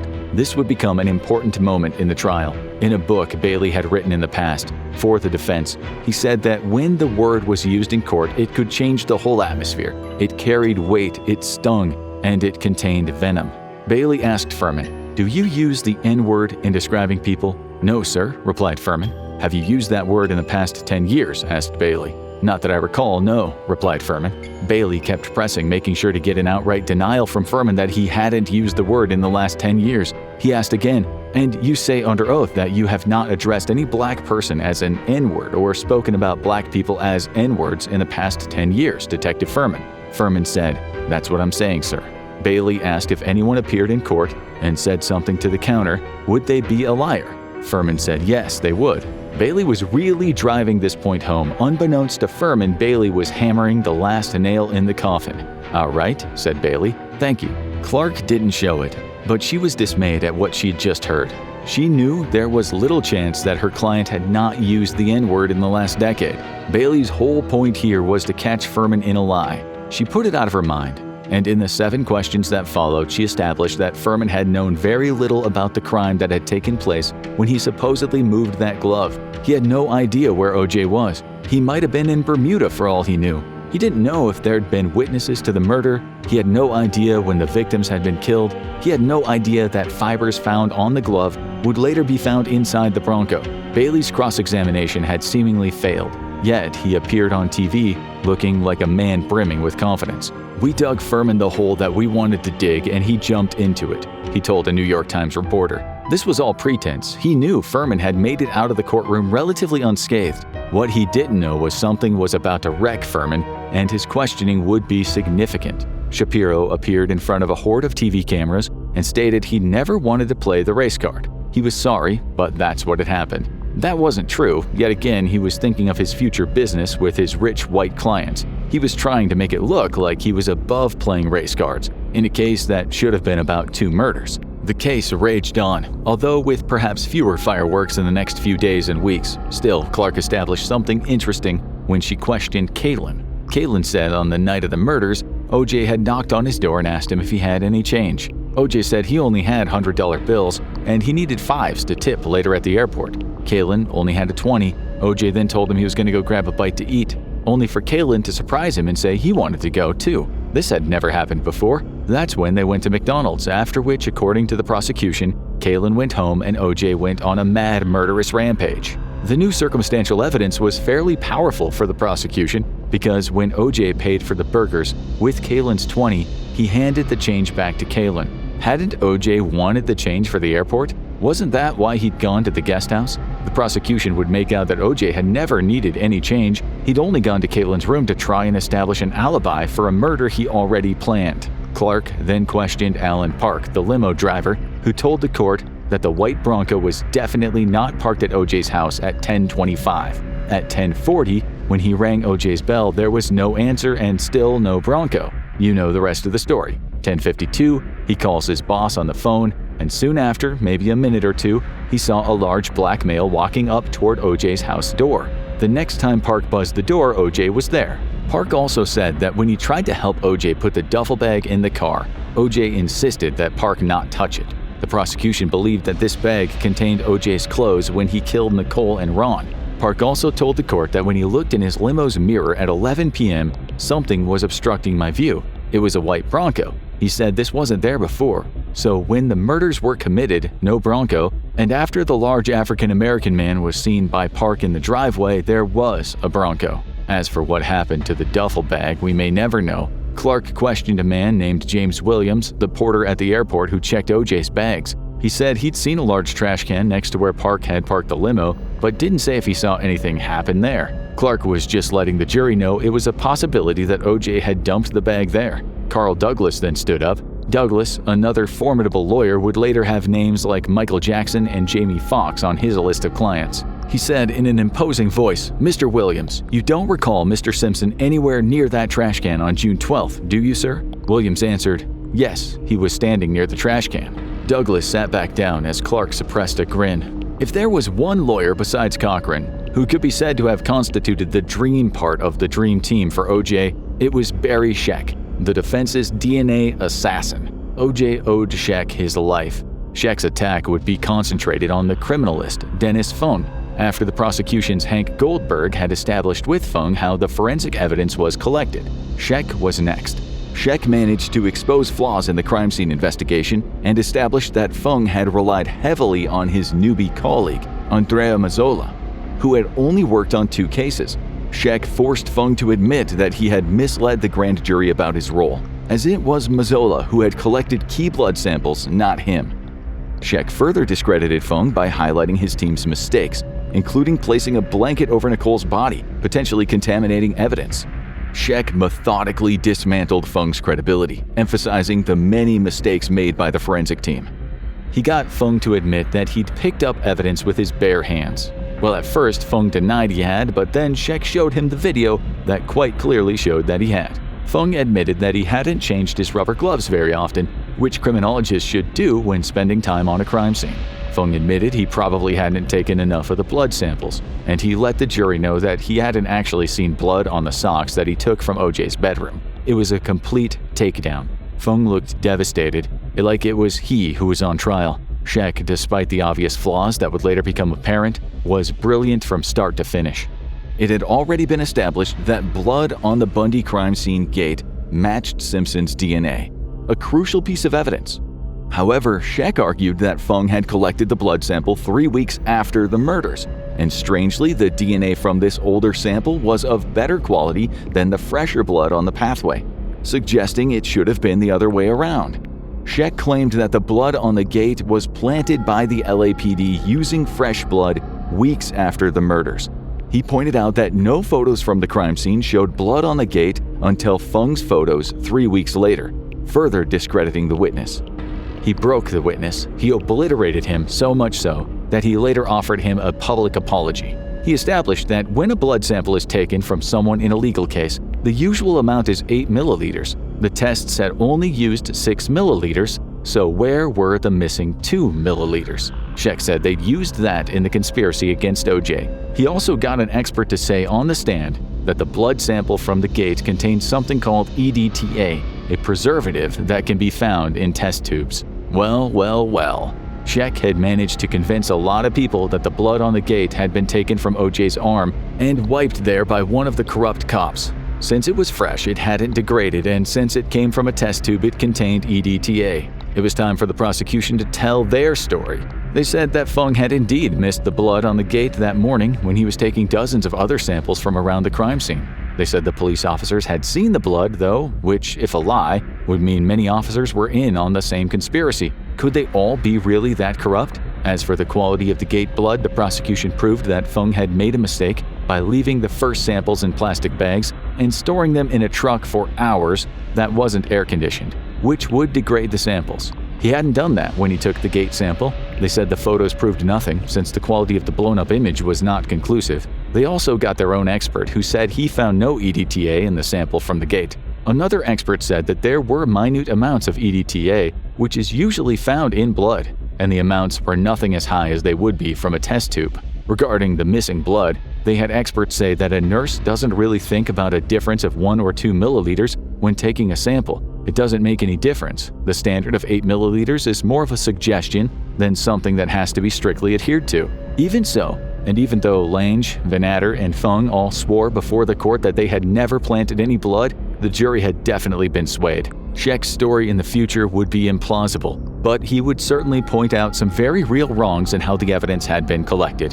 Scheck didn't stop there. He said that OJ's blood sample had been used to make the bloody shoe prints at Nicole's place. He said one of those highly corrupt police officers had taken a sample of Nicole's blood and dropped it on OJ's socks at his house. He said Fuhrman was the one who planted Ron Goldman's blood in OJ's Bronco. This was different from the F. Lee Bailey accusation that Fuhrman had painted the blood onto the Bronco with OJ's glove. Scheck said Fuhrman had accidentally contaminated the Bronco. It was true that Detective Van Etter's decision to take the blood directly to OJ's home rather than booking it into evidence was a mistake. Fung testified the envelope was sealed when he got the sample, but Van Etter's actions created suspicion among the jury. Scheck never named the supposedly corrupt cops who were doing all the planting. But if he was right, there would have been a conspiracy featuring several officers as well as the forensics team. That's the point he managed to get across in the 9 days he spent beating up Mr. Fung. The jury, who collectively knew very little about DNA, were bamboozled by Scheck and a slew of defense experts and witnesses. For 8 hours a day in those 9 days, they heard litanies of confusing technical terms. When Scheck interviewed Dr. John Gerdes for the defense, a molecular biologist from Denver, Gerdes' conviction that there had been serious cross-contamination sounded very convincing. Even though he had no experience in the gathering of forensic evidence, Gerdes admitted that there was too much blood on the sock to be the result of cross-contamination. But he was sure cross-contamination could have happened elsewhere. Scheck had done enough to sow the seeds of DNA doubt in the minds of a jury that spent much of the 9 days confused in a labyrinth of technical terminology that was new to them. They'd been sucked into Scheck's brilliantly constructed maze, and every pathway led them to doubt. This was what $50,000 a day looked like. When Fung finally stepped down looking like a man who just lost his will to live, the defense team looked delighted with him. Shapiro gave him a big hug. Cochran clasped his hand. This was supposed to be a man who'd just been found out as a conspirator in a double murder. It was a surreal scene. Outside in the real world, OJ was losing his rich white friends fast. He might have had the support from many African Americans, but the DNA business, despite Scheck's victories, sealed his coffin for many of the people who knew him. They no longer appeared on TV voicing their support of him. Still, the jury wasn't seeing eye to eye with much of the American public. Locked up in their Intercontinental Hotel, they didn't have much of an idea of how the public at large was thinking. They were effectively imprisoned. Each night at 11, someone came by and took their door keys. Their doors were opened again each morning at 6:30 by sheriff's deputies. These people were further convinced of OJ's non-guilty status in what turned out to be one of the highlights of the case. This involved the infamous gloves. The right one at OJ's place and the left one at Nicole's house. Through some very smart investigating, police discovered that these extra-large Aris Light gloves were very rare. You could only buy them at Bloomingdale's. When Van Etter got hold of the man who'd been responsible for the sale of such gloves, he told the officer, "You have no idea how rare those gloves are." This, of course, was great news for the detectives. They then discovered through Nicole's credit card history that Nicole had bought a pair of these rare gloves at Bloomingdale's close to Christmas 1990. They managed to get hold of the receipt. Nicole had bought that exact pair found at the crime scene in New York City. She had bought just one of 200 pair ever made in dark brown in an extra-large size. So not only was OJ's blood on them, but now his wife had bought them for him, or at least the evidence pointed that way. The chance of some other killer having the exact same gloves and somehow coincidentally leaving them at OJ's ex-wife's house was, well, impossible. The gloves were a home run, but the prosecution managed to make a mess of this too. Darden agreed to have OJ try them on in the courtroom to establish that they would fit. This was risky because what if the stored gloves had shrunk a bit after being dried out? Also, OJ would wear rubber gloves before putting them on. Therefore, it would be a struggle just to get him over his hands, and of course, he'd exaggerate that struggle for the jury. Why Darden wanted this defies reason. No one else in the prosecution wanted it. But he was sure if the jury saw OJ slip on those killer's gloves, like some twisted Cinderella story, they would see him for what he was. He knew OJ had swollen hands due to arthritis, but he didn't know that in prison OJ could have stopped taking his meds, which he knew would cause swelling. Clark said to Darden, "Don't do it." Darden had already made up his mind. This scene in the courtroom is arguably the most talked about part of the entire case. It was a theater, a kind of show, in which millions of Americans and millions more people from around the world watched. Many of them were thinking, this is how you get away with murder in the United States. You just needed money. But for others, including the jury, it showed OJ's innocence despite OJ obviously playing up to the jury. OJ, wearing the latex gloves with his already probably swollen hands, kept his thumb bent to the side when he tried his darndest to make sure it looked as though the gloves didn't fit. He then struggled with the other glove. Darden asked him to stop cocking his thumb to the side. Cochran objected. OJ didn't listen. He maintained the appearance of someone with brain damage being told to hammer the round peg through the square hole. Judge Ito sent OJ back to his seat. He slipped off the gloves that he'd managed to get partway on with ease. All of a sudden, they weren't tight. Darden looked in shock. He was mortified. He'd forever be known as the man who was made to look a fool by O.J. Simpson. He should never have gone through it. It had been a bad week. Scheck had put doubt into the minds of the jury, and despite the glove episode now being seen as an embarrassment to the American justice system, Darden had dug his own grave by making O.J. do that in the courtroom. The prosecution was to blame for a lot of mistakes. The defense took advantage of many of them. The prosecution made another major error by not submitting the evidence of DNA hair and fiber expert Douglas Diedrich until the night before he was to take the stand. Cochran, furious, told Ito that this was unheard of. He called it an egregious violation. Clark said that the only violation would be against the families of the deceased if this evidence wasn't heard. She pleaded with Ito to penalize us personally or myself personally, but please don't penalize the proof of the case. Ito took the middle ground. He allowed some of the evidence to be heard. It was indeed strong. The hair in the hat found next to Ron's feet was OJ's. OJ's hair was found in Ron's shirt. Nicole's hair was found on the glove at OJ's house. This fit the narrative that OJ had grabbed her by the hair while she was dying on the floor and savagely cut her throat. Blue and black fibers matching the color of OJ's clothes when he got burgers with Kaylin were found on the socks, the glove at his house, and on Ron's shirt. Fibers from Ron's shirt were on both gloves. Carpet fibers from OJ's truck were found on the Rockingham glove and on the hat. Diedrich wrote in his report that as to this last find, the Bronco would have had to be the 1993 model or the 1994 model. OJ's was the 1994 model. This part, because Clark entered the evidence late, could not be submitted as evidence to the jury. In many murder cases, just one solitary fiber will send a man to prison for life. In this case, it was a matter of taking your pick. Blood, hair, fibers, everywhere. If OJ was the killer, he'd basically laid a paper trail to his front door. There might not be a high-profile murder case in U.S. history where there was so much evidence.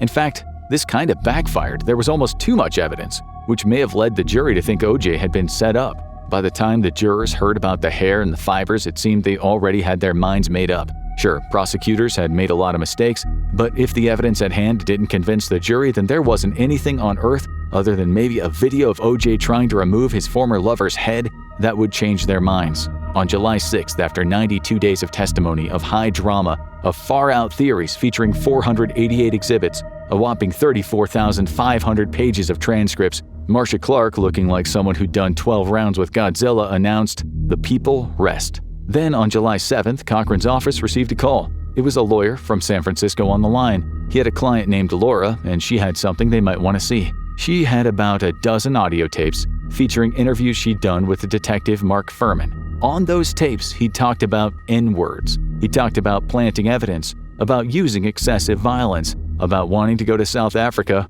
where there was apartheid going on. Fuhrman had sworn under oath that he hadn't used the N-word in 10 years, and the defense had made him say that numerous times. Well, if these tapes were real, Fuhrman would look like a racist, violent liar.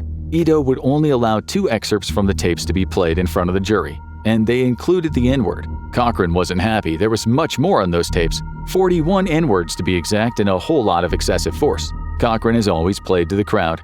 Outside, he told the reporters that suppressing the tapes amounted to the cruelest, unfairest decisions ever rendered in a criminal court. He, like Fuhrman, knew how to exaggerate. He told those reporters that the cover-up continues. Fuhrman had lied to the court. He now looked like the boogeyman that many people had been calling certain elements of the LAPD for years, for decades. The LAPD was now covered in Fuhrman's slime.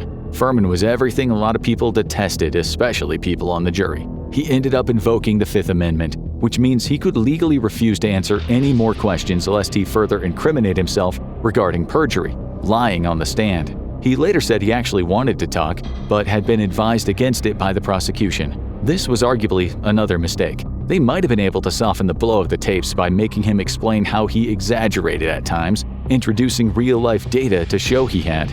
As Fuhrman was ignominiously led out of the courtroom, O.J. seemed like he was feeling pained relief. He might have now owed this guy Fuhrman his life. Thank God, he may have thought, for racist bigots. O.J. put his face in his hands and appeared to be crying, just as the Goldman family looked overwhelmed with anger and disbelief.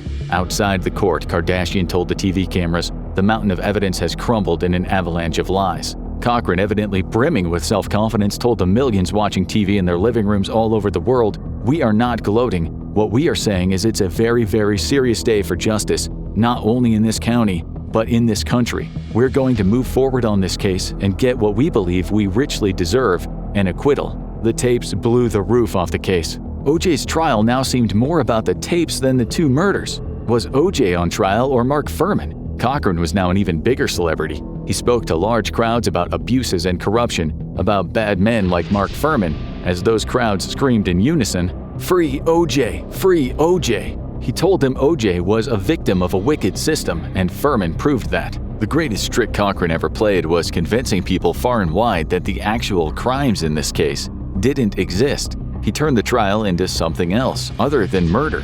But the media helped. O.J. was constantly referred to as Juice or just O.J. on TV rather than Simpson, and the use of his nickname somehow diminished the seriousness of the crimes. There were countless O.J. sketches on comedy shows, which seemed to further undermine the fact that two people had been brutally murdered. There were also friends and families of the deceased in mourning, praying for justice. Mocked by everything happening in front of their eyes. Only in the USA, said the rest of the world. Deception had run throughout the entire case. The defense even had the pictures in O.J.'s house, mostly of white people, his friends, changed to black people for when TV cameras were allowed in. A half-naked picture of his new girlfriend, Paula Barbary, was taken down and replaced by African art and a photo of O.J.'s mother. Cochran had the defense wear neckties decorated in the colors and styles seen in Africa. He'd fine-tuned everything, so the noise people heard in their subconscious was all about race. It didn't matter that in the rebuttals it was shown that O.J. had worn those exact gloves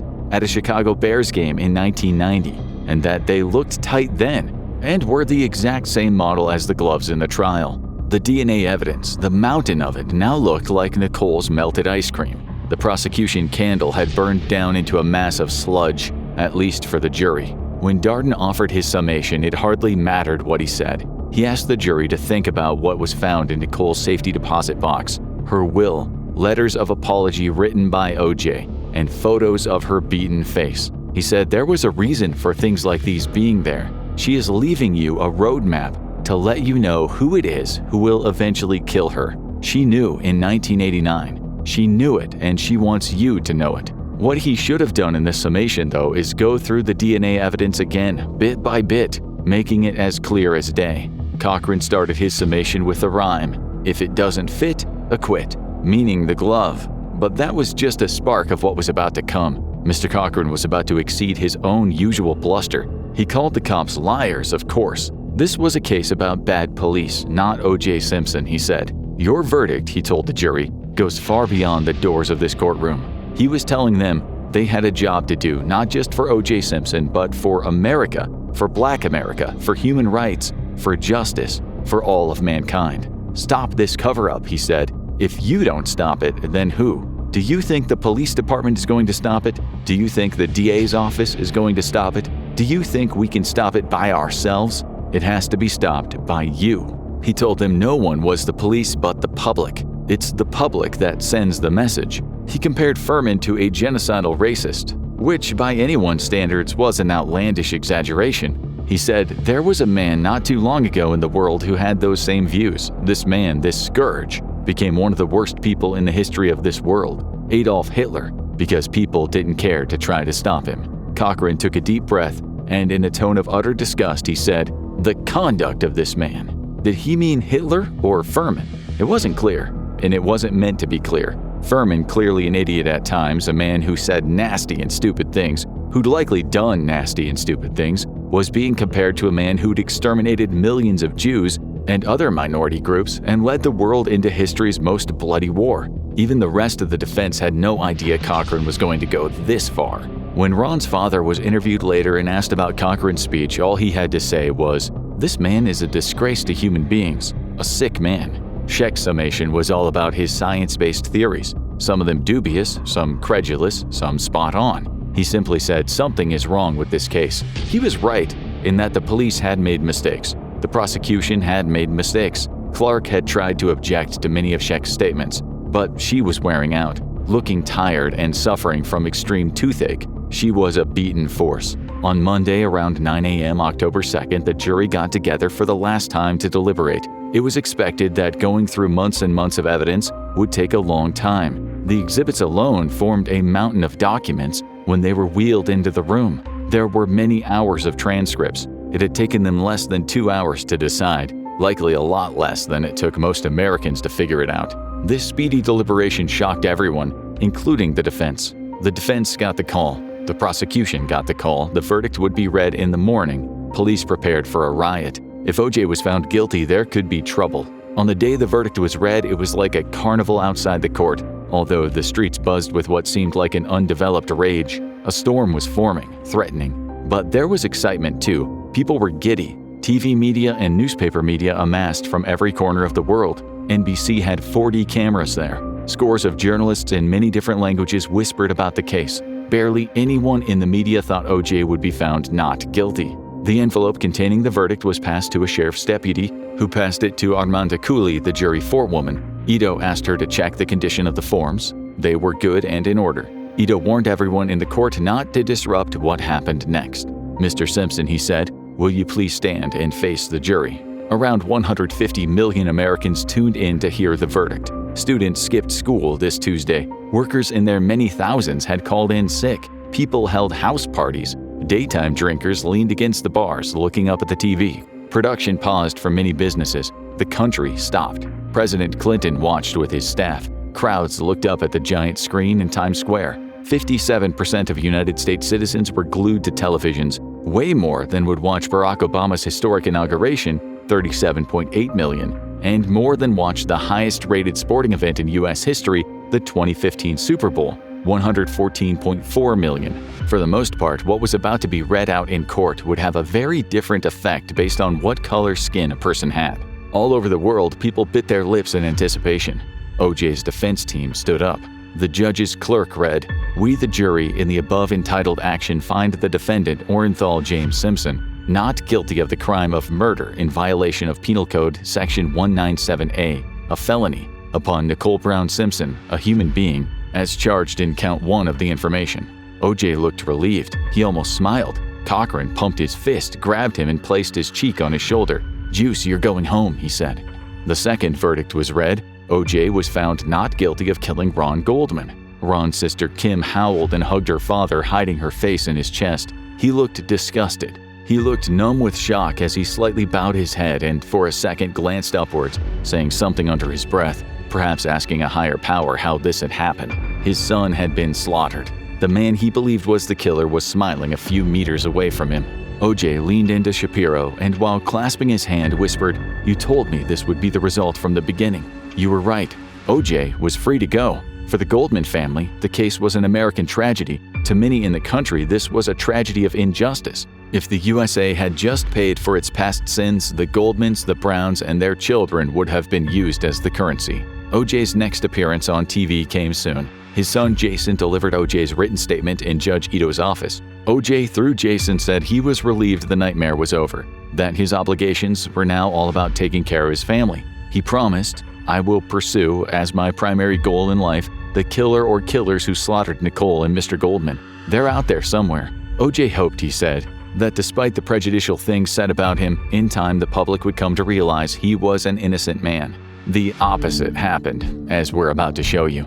As juror number 6, Lon Cryer, walked out of the courtroom, he gave the Black Power salute. He didn't hide it. The New York Times reported that Cryer had even winked and smiled at Simpson just before the verdict was read. Cryer was a former Black Panther. The public at the time didn't see his salute because there were no cameras on him. He told CNN in 2013 that his decision to find O.J. not guilty was not about race. He said he thought the prosecution's case was weak. He still believed O.J. was innocent. Still, in the 2016 documentary O.J. Made in America, a juror said this was payback for Rodney King. Plain and simple. She said 90% of the jurors felt that way. That doesn't mean they did. Another juror in the same documentary said the prosecution had failed to present a case that made O.J. guilty beyond a reasonable doubt. It's now believed by most that there was plenty of evidence, an overwhelming amount, but the prosecution didn't do a good enough job of presenting it, and the defense did a very good job of misrepresenting it. As we'll show you in a second, the evidence in hindsight was easily enough to send O.J. to prison. Robert Kardashian, in a 1996 interview, told Barbara Walters that Shapiro had told him O.J. was guilty. He said, as a person, he had his doubts about O.J., but if he had been a juror, he'd have been acquitted on the basis of reasonable doubt. Shapiro soon took care of his image after the trial. He had a lot of rich folks to think about. He had masses of wealthy Jewish clients who did not look favorably on him after the trial. In an ABC interview with Barbara Walters on the day of the verdict, as O.J. was celebrating at home, Shapiro said, "My position was always the same, that race would not and should not be a part of the case. I was wrong. Not only did we play the race card, we dealt it from the bottom of the deck." He was upset, he said, deeply offended, when Cochran had talked about Hitler and referred to the Holocaust. He said about Cochran, "He believes that everything in America is related to race. I do not." Cochran's ex-wife later talked about her former husband's abusive behavior toward her. She said guilt or innocence was beside the point with his clients. What mattered was his fee. Cochran has always denied that he did it just for the money. He always said he felt O.J. was not guilty. He published Journey to Justice in 1996 about the trial and maintained the LAPD tried to frame Simpson. He said the trial was not a case about race, it was a case about reasonable doubt. It was Scheck that many people said was the main man responsible for getting O.J. off. When he promoted what one of his critics said were ridiculous conspiracy theories to the jury that seemed a practical impossibility that nevertheless sounded real for the jury. Willie L. Williams, the LAPD police chief, said such theories belonged in Disneyland. The famous lawyer Vincent Bugliosi wrote a book about the trial, stating that it made a mockery out of justice in America. Mark Fuhrman was fired from the LAPD and prosecuted for lying on the stand. Like many others, he'd reap the rewards of the case by later writing a book. He denied he was a racist after the trial, saying, "Johnny Cochran hasn't spent 20 years serving people in low-income minority neighborhoods, ridding them of gangs and narcotics. I have. He hasn't been shot at and punched. I have. I've paid my dues to be able to say I'm not a racist." Fuhrman contended in the book, Cochran had a very narrow and clear agenda. He was going to get his client off no matter what it took, no matter who he hurt or even ruined, no matter how far he had to twist or even disregard the truth. Fuhrman pleaded no contest to perjury, yet defense witnesses, including a woman who claimed the defense paid her $5,000 to lie and say she saw O.J.'s Bronco outside his house at the time of the murders, avoided prosecution. This wasn't Lopez, who we talked about earlier, but another maid in the same house who said she was also offered the money. Lopez denied it. Some of the so-called experts who testified for the defense said they thought about testifying for the prosecution, but changed their minds because the money was better for the defense. They, like Shapiro, later changed their tune to save their careers. In books written about the case, others were accused of giving false testimony. One of them was a man who'd been put on a $100,000 retainer. For the public, the black public, it was payback not just for Rodney King, but for hundreds of years of racial abuse. Many people were thinking about the trials of the past, the black people who were set up, badly represented by the state, and executed with no recourse to fight back. They thought about the lynchings, the beatings, the heavy-handedness. The crowd celebrated like it was VE Day. For many black people, this was a small victory in a much bigger war. Still, the same people likely have changed their minds by now. At the end of the day, did a guilty man get away with murder? And only because he was filthy rich? Would a much poorer African-American man, or any poor man who might actually be innocent, be able to prevent a miscarriage of justice? Did this trial improve the lives of African Americans in any way at all? Was the world a better place? The case said a lot more about money than it did about racial justice. That's the current ethos regarding the trial. And that's partly because we know a lot more now. In a book which O.J. had ghostwritten for him in 2007, he talked hypothetically about the murders that night, stating he went to Nicole's but blacked out. There were millions of dollars in a book, and O.J. wanted to milk America one more time. He should have reaped significant rewards from the book, but he lost a civil trial about the murders, which was more rational, less emotional, and less about race. He was told to pay $33.5 million to the families of the deceased, so whatever he earned from that book should go to them. He paid something, but only a fraction of the total he owed. Cochran did not represent O.J. in the civil trial in 1996, in which he was found liable for wrongful death in the double murder. Judge Hiroshi Fujisaki did not allow the trial to be televised. He didn't even sequester the jury, and he said the defense should not allege racism by the LAPD. This was about content of character, not color of skin. It was about the hard evidence the U.S. justice system had lost face all over the world, and it was trying to gain some back. When the penalty verdict was read, O.J. was eating a chili burger in the clubhouse at a golf course. The next day, he released a statement saying, "This is far from over." 2 days later, he was seen swinging his golf clubs like a baseball bat at the Inside Edition cameraman Dan Hardy. Hardy later said, "I looked into his eyes, and the look I saw scared the holy poop out of me. It was like looking into the eyes of a killer." O.J. filed for bankruptcy and moved to Florida to protect his pension from being seized. His assets were seized and auctioned off. His Heisman Trophy was sold for a massive $255,500, but it's not certain who bought it.